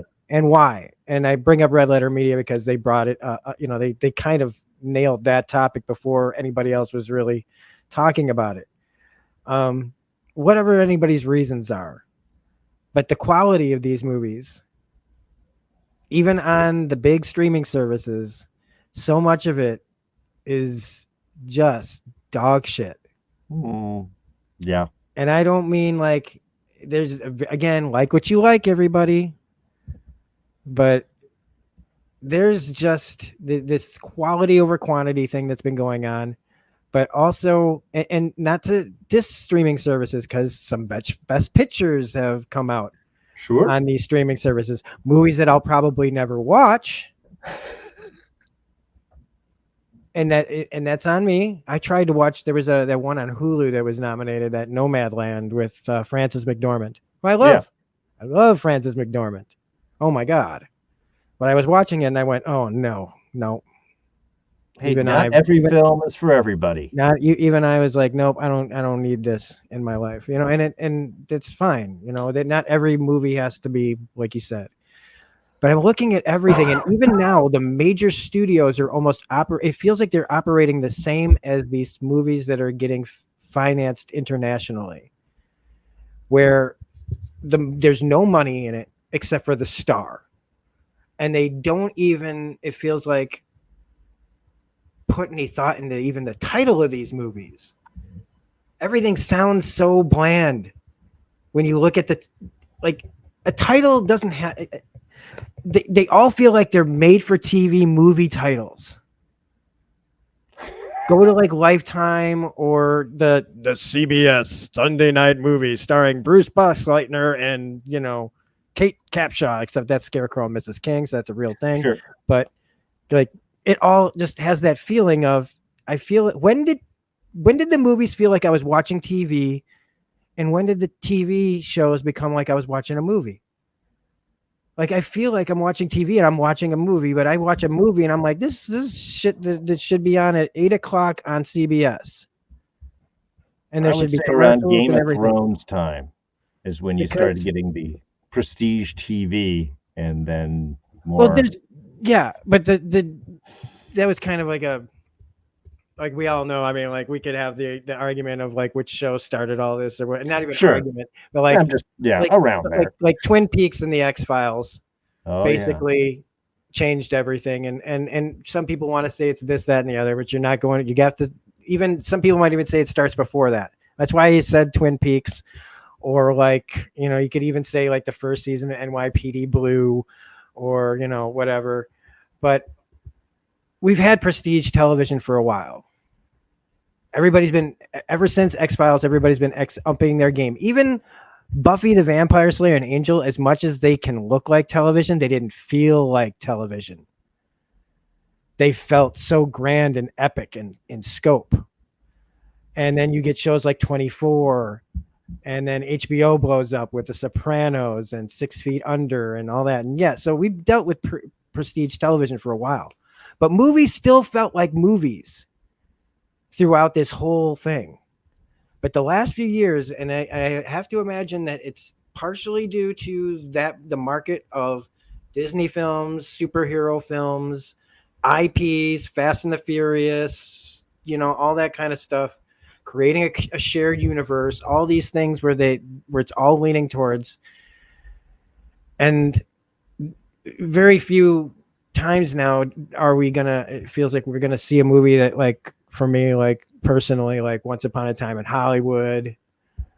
Those few movies are like more few and far between, and it's kind of just sad to like sit there and I'll try to watch something and I just go, God, this just doesn't feel like I'm sitting here enjoying a film. And it's why, like, for me, when we talk about going to the movies anymore, yeah, it is just to go see the big movies now, almost. Because there's nothing grabbing me about anything that isn't that, because the quality isn't there, or they haven't put I don't know. I don't know what I want to throw it to you because I've been talking a lot. Well, I would agree. This is definitely the era of the IP, where you have people are buying up intellectual properties. You have a certain, everyone's pulling their stuff together. They're going to make their own movies. They're going to own their thing so they can create the universe and have the marketing and have all of this stuff. So yeah, IPs are super important because it's more than just movies.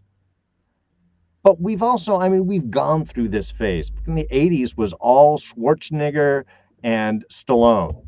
oh my God, can I see a movie that doesn't have a giant muscly bound guy that's running through? Or of course you have your, terms of endearments and, Oscar winner dramas and Merchant Ivory productions and things like that.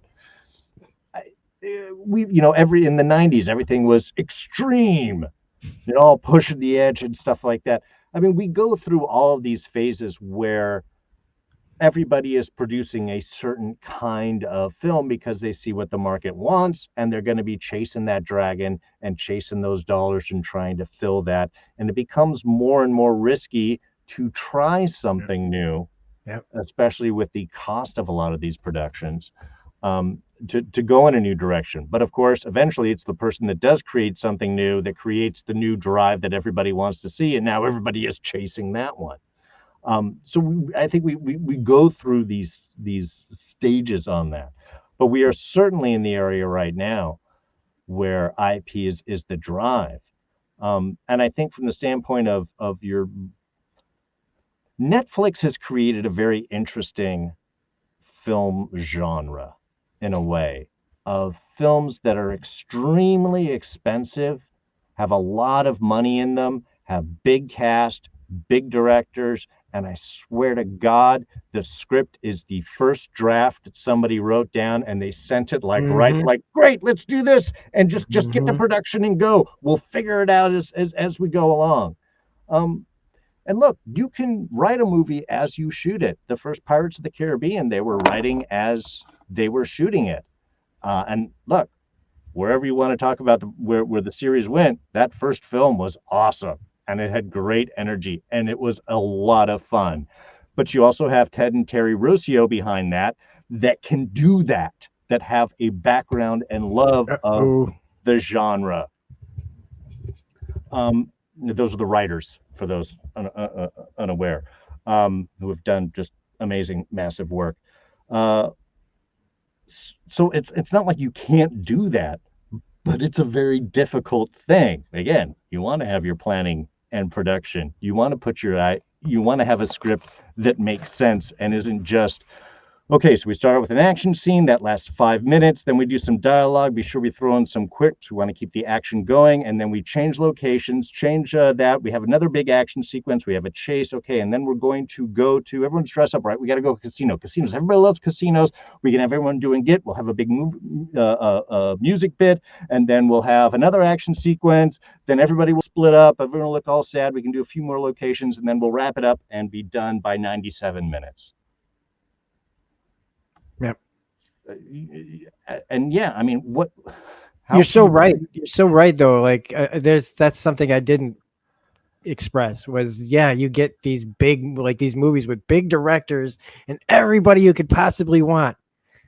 And it still just seems like, where the hell, how did this, what is this? Like, it feels like bizarro world. Like there's like somebody just decided to like make fake movies. Like they almost Michael like they almost like they know. I can't get through 5 minutes of Underground 6. I love The Rock, and Gal Gadot is a good thing, and Ryan Reynolds is hilarious. I can't get past 10 minutes of Red Notice. Really? Wow. I'm the same exact way. It's like there is nothing. None of this makes sense. You're just throwing stuff at me, so I don't think. Yeah. There's so many people that don't even, and you don't even know about so many things anymore. Like people are like, oh, I didn't even know this movie existed. Again, I don't know why I'm dropping Red Letter Media, but they were talking about a movie just the other day, Moonfall, that Roland Emmerich movie. Yeah. Right. Yeah. Now, I don't like his movies, but I knew about that. And when movies are coming out and nobody even knows about them. Like, and that's a movie that came out of the theater. Now, you also talk about stuff that's on streaming services. There's so much stuff that just gets completely missed by everyone because it is like, God forbid, you go a day without something new. Mm-hmm.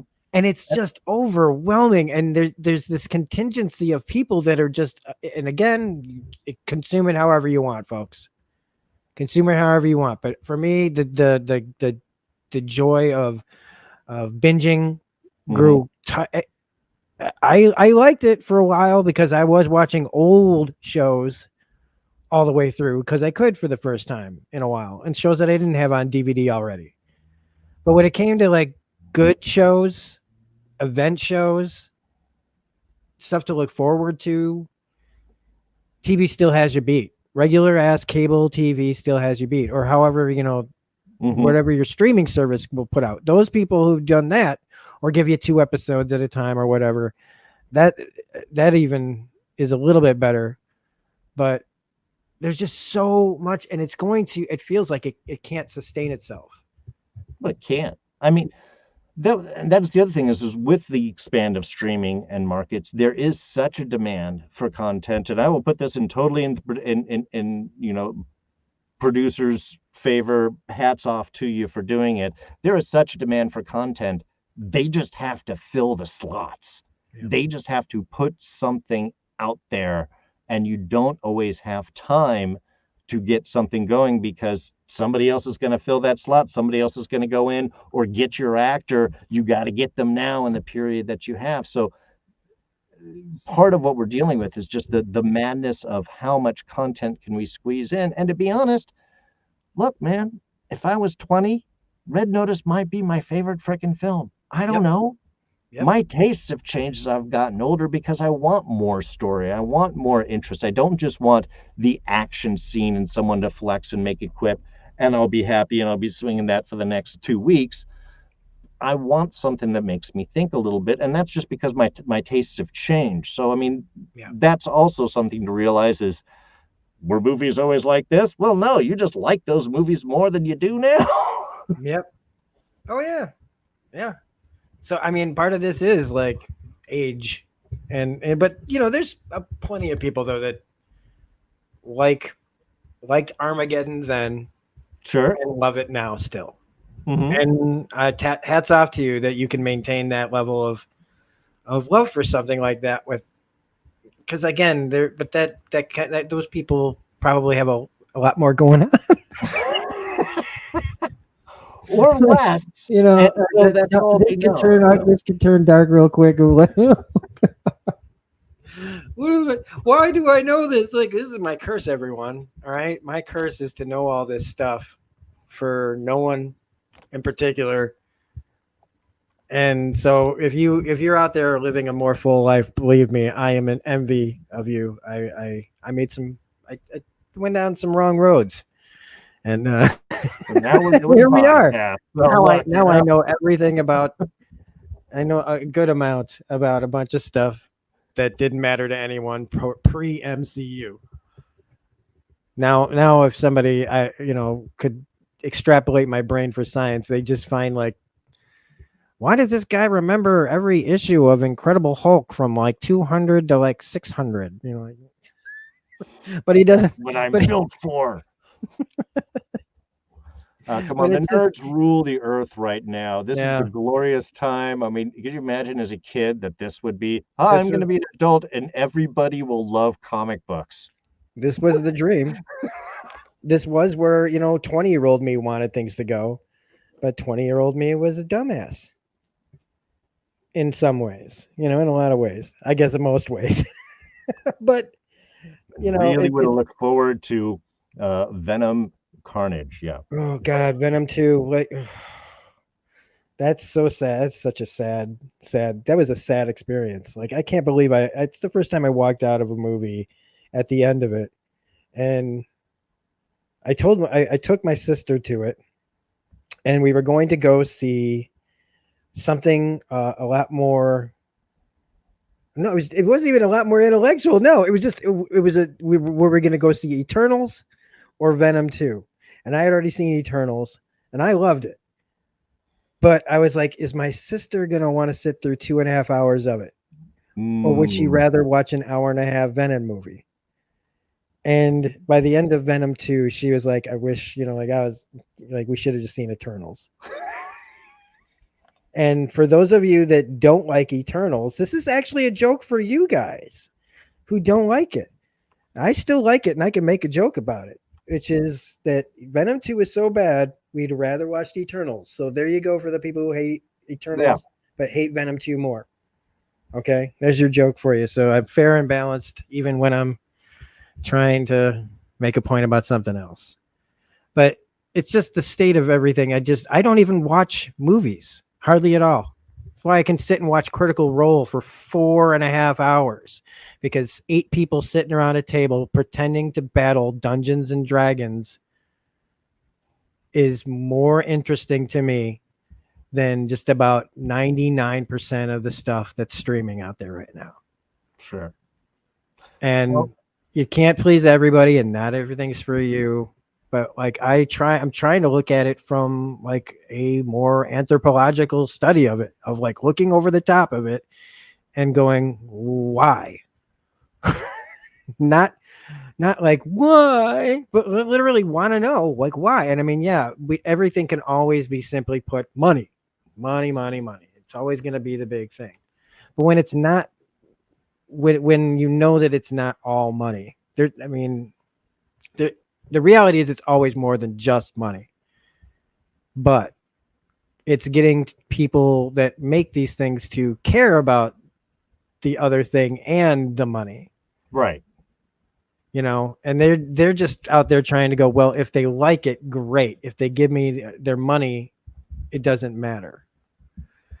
And when I say, like, when we talk about how this is not sustainable, uh-oh, I made a mistake. Can you hear me still? I can still hear you. Just lost the Okay, well, camera. it So doesn't, that's good. fine. We This don't is care the about good, that. This is this just is the audio. good, this is the good way to like test this out in the first episode, is realize, Rob, you cannot mess around with your laptop in the middle of a stream. Don't touch the settings. I was trying to Don't fiddle touch. with the cord. I don't even know what. See, this is great though, because we weren't thinking about the, like the watching the comment section and stuff. And all right, so what was I saying? Oh my god, this is like the real. This is really happening. What was I talking about? I have no idea. We can't record. We can't rewind this either. Oh, This will be one of the edit points, folks. this will be, yeah, this will be. So, oh, we were talking about like how all these movies, Oh yeah, you're not watching movies anymore. yeah, Yeah. that it's just there's I don't get the same kind of joy out of it, because it's like a chore to just pick everything. I don't know, Well, but again, I think with the with the quality of a lot of the TV has gone. Again, it's the TV has really dived into a lot of the character stuff, which tends to be, I think, more interesting from stories. So we've gotten spoiled with some of the longer form. You can do a mini series diving into a character or background or so and really soak that in, versus in a movie when you've got to do backstory and introduction as well as the main story and the adventure and so on. It's a lot of stuff to squeeze in and to balance out pacing wise, in a smart way. And I think a lot of times it's either overly focused on or completely ignored. And then, yeah, you may be having a good adventure that you're watching, and it's a big screen, and there's always the money and the action scenes and stuff, which you tend to get a lot more on film than on TV.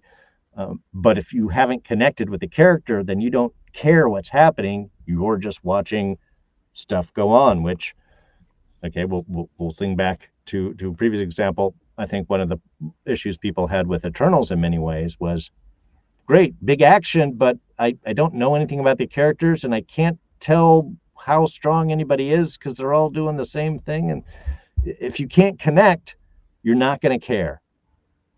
But how do yeah, you connect with someone quick enough so you can then do the big action that they'll go, yeah, popcorn, nom nom nom nom. Let me see the sequel, which is the really the goal of every movie. and everything just, God, when you said the goal of everything, it made me think about one of the other problems is the hype problem.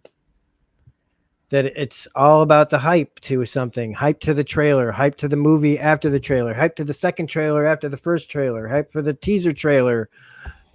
And then the movie comes out and everybody's already had every discussion you could possibly have about it. And we've already, like I've said this before, like movies used to linger in our consciousness for a while. We used to like they used to really be events, whether it was Harry Potter or Lord of the Rings or Indiana Jones or Ninja Turtles. Mm-hmm. Like it would come out and people would Titanic. I mean, forget about it. You know, Avatar even. I don't like these movies, but you can't deny like Blair Witch Project. It would stay Avatar in the looked consciousness awesome on film. forever. It felt like. Mm-hmm. But now it's just everything is just another fart in the wind. It just it lingers for half a second and gone.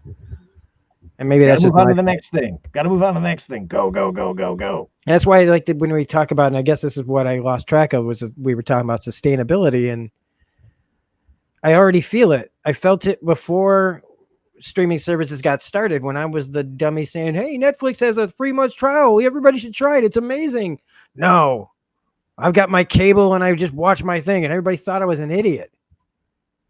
I'm like, no, you can cancel at any time, and or there's a glitch and you can keep getting free service forever until they fix the glitch. Like, and so I felt like I was a little bit ahead of the curve on it, and you know, I'm out in the middle of nowhere, so nobody's gonna hear me.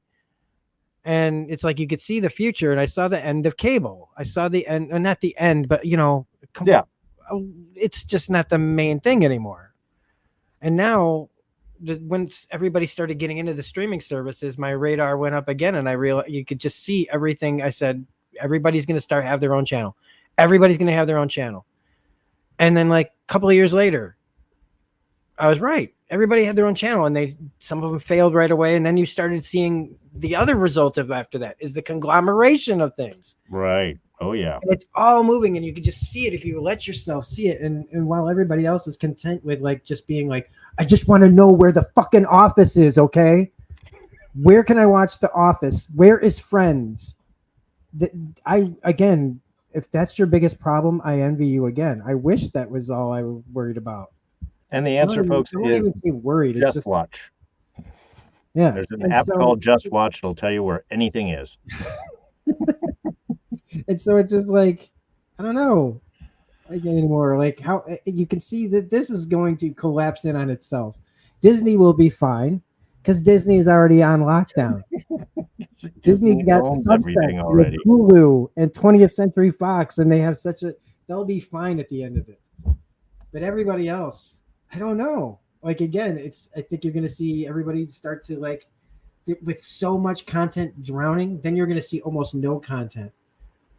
I feel like that's where we're also headed. Like it's going to burn itself out, or even the actors are just going to be like, I just made 6 movies in 6 months, and I got to slow that down. Oh yeah, I physically cannot film 2 things at the same time. I think people's IMDb pages are going to fill up faster than they ever did in the past 20 years. Like say start in 2010 and go backwards. If you look from 2010 forwards, it's like Ryan Reynolds was in a lot of movies before streaming services. Now it's like every other day. He's like the Michael Caine of streaming services. Like, and if anybody gets that joke, then you also are showing your age, and I salute you, because that's like a 1%er joke right there. That's a deep pull right there. No, but I appreciate it. But it goes to anybody that had a lot of things going on with like Colin Farrell or Richard Gere, just couldn't get away from certain people, or McConaughey couldn't get away from him anyway. Mm-hmm. But I don't see how any of these companies can keep having that much money when so many things are try and fail, and all the money that they throw at things that they either give up on too early, or it gets not enough viewership. But it's like they start it, they drop it, they started to drop it, they keep throwing money at it. I just don't see, like, because they don't have the same kind of reports, and I'm not looking it up. I'm going to be like honest. The people that look this stuff up that are just commenters out there, and you guys are wonderful that decide to look this stuff up, that want it, they'll put the numbers out there for things or explain it. More power to you, but I'm not looking that stuff up because I just don't understand like how they can keep going, even with high-powered writers, directors, actors. When 75 to, I don't even know what that number would be again, because we don't know how many things are just nobody even sees unless you decide to just spend a day not watching anything on Netflix and just go through everything that they have and look at it and go, God, I couldn't watch this for the rest. I'd need 20 lifetimes to watch what's on here now. Oh yeah, you can't finish Netflix. How can you So finish I just Netflix? would like to. What do you think about that? When do you think that this is all going to eventually, if not implode, but become the next thing?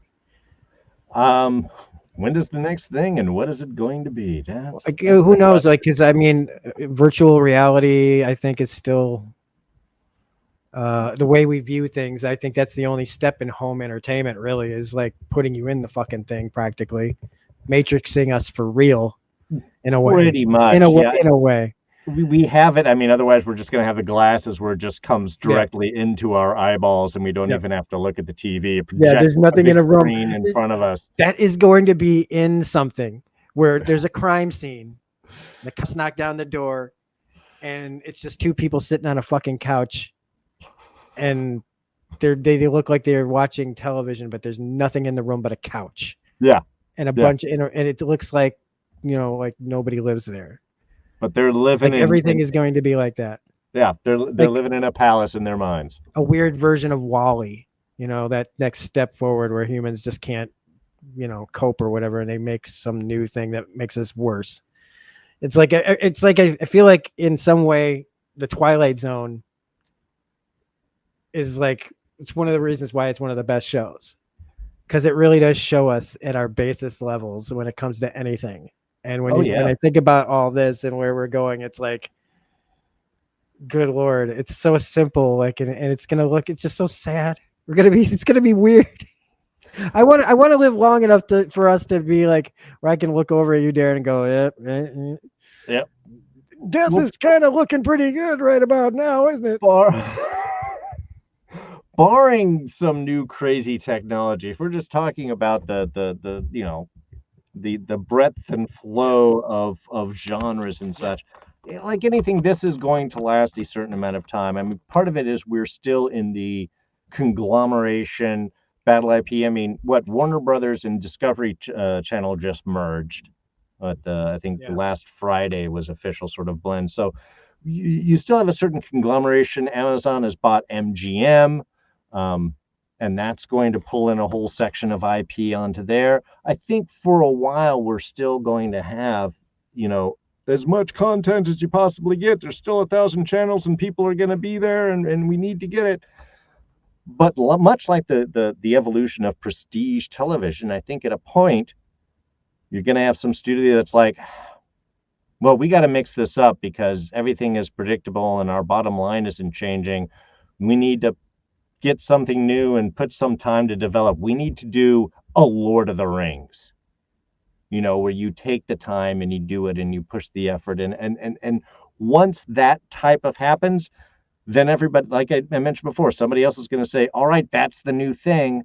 Let's all pursue that. And I think as much as we have a bunch of low-hanging fruit that is being pursued right now, eventually they're going to realize, as they eventually always do, that, if we take some time, effort, focus, and try and do this right, we might create something that will have some real legs underneath it that can push. The MCU is a freaking unicorn, but it doesn't have to be. Yeah. It's not a mystery formula.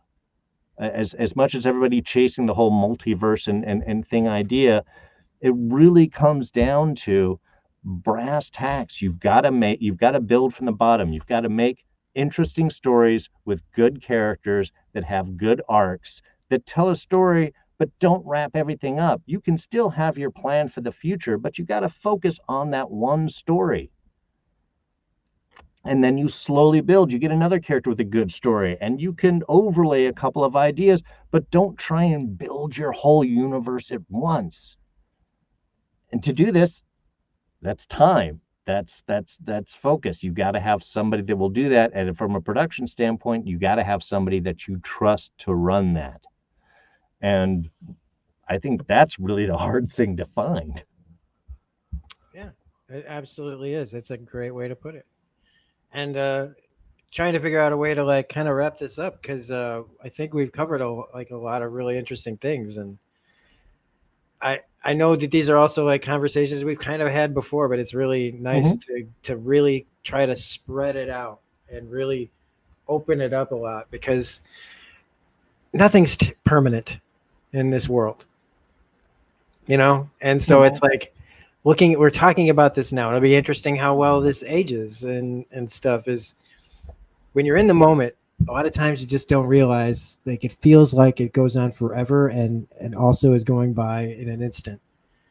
And when I look back at like when we talk about the different contexts of like what we were like there, this at this point and that point and the other, it is like it feels like, oh my God, I don't know how long this is going to go on. But then it's just going to be over, and we'll look back on this and go, wow, look, what's next? It'll be almost like I'm going to hope to not have the same conversation in 15 years.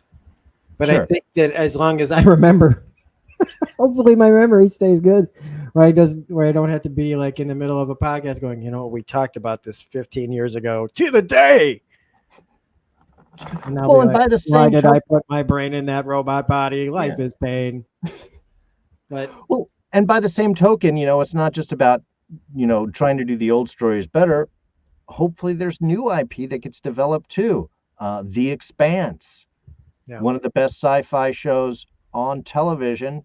I knew nothing about that, and that popped out of nowhere for me, and I'm so glad it did. There are gems out there that we will find and will happen all the time. It's just we're hoping that they don't get drowned out, as you were mentioned before, amongst the wave of everything else that you just can't find. You just don't know it even exists. Yeah, absolutely, man. Absolutely.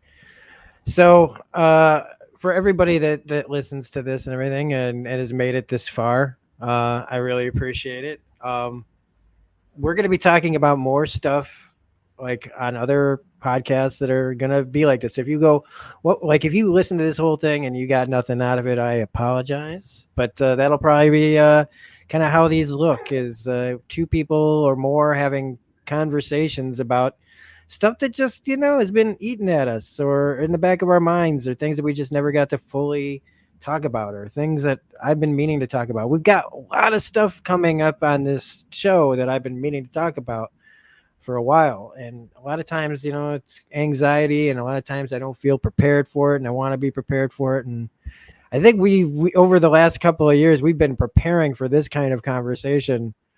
And so even if, we weren't here to give you all the answers, we just want to kind of just talk about it, talk it out a little bit to other people that are frustrated and want to talk about this stuff too. And talk to real people who, are definitely not getting paid to do it. You know what I mean? So it's from the heart. It's cut from the love, man. And, the next one of these is the main topic is going to be about YouTube grifters. Because it's an important topic for me, and it's something that I think I need to talk about a little bit more for myself to help me process a lot of stuff in this world and why things are the way they are. And Darrin, I want to thank you for being here. I hope this isn't too of a much of a rough ending. If you have any more to add, feel free to add anything that you want here to top it off, because also then you can tell everybody where you are at usually, and then we'll kind of end this. No, I think you found the perfect spot, perfect time to wrap this up. I think we have hit everything. And hey, I really appreciate you asking me to be here on your first podcast. I think it was a great discussion. I really enjoyed it. I mean, I always love chatting with you. So this was a blast, and I look forward to coming back on the show at some point and chatting about new things and different subjects. Yes, absolutely. I want you on, as I've said, the chair for you on my show is always open. This is going to sound corny as hell, but Darrin Jaques is my center square. Oh, you know what that means. There you go. Okay, he's my Shadow Stevens.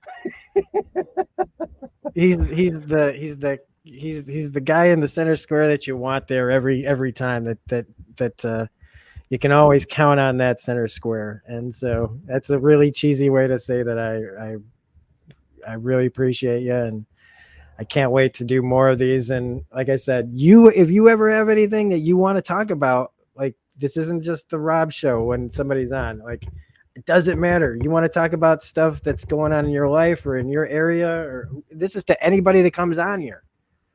If you want to come on and you suddenly go, hey, like I'd also like to mention this, that, and the other, I don't care. We will talk about it. And even if I don't know what you're talking about, I will ask a million questions until I do understand it. Because this is all about too much information. Too much information. We gave you a lot. We gave you too much, didn't it? I think that this is an app title, Too Much Information. I think I said some things. You got all the info, folks. You got more info than you were looking for, but your life's a little fuller for it. Yeah, and thank you so much for joining us. Yeah, and if you're in the car, which I hope you're listening to this, I don't think we said anything that would make you like lose, your eyes off the wheel or anything. So hopefully, when you're with your kids screaming in the background in the car or however you choose to listen to this. I don't know why I went there with the kids in the background. I always do that where it's like everybody that has kids is miserable. So I always make it sound like, that somehow my podcast is going to like change their day. If my podcast drowns out the screaming of your children enough to where you feel good for about 5 minutes or however long you have to listen to this, then I've done my job for you as well. So that is how we are going to end TMI with Rob episode 1. I've got a lot of editing to do. We're going to put this thing together. And so if this was rough, I think that I'm happy with this being a little rough. I think that there's a lot to learn still. And I hope that this also helps like Darrin here with like, I like seeing him in this sound space. I like this mode. I like seeing that setup. Yeah. So, and I'm hoping to do this more. We will be, by the time you hear this, it'll already be over, but you want to tell them where people can find you? Oh, sure. Of course. You can usually find me on YouTube at D's Reviews. We're doing weekly shows right now covering Moon Knight, but we cover most of the Marvel and Star Wars stuff, and that's usually Thursday nights, 6 p.m. Pacific over on my channel. We do a nice kind of live discussion and, of course, keep it in the archives for anybody that can't catch it then.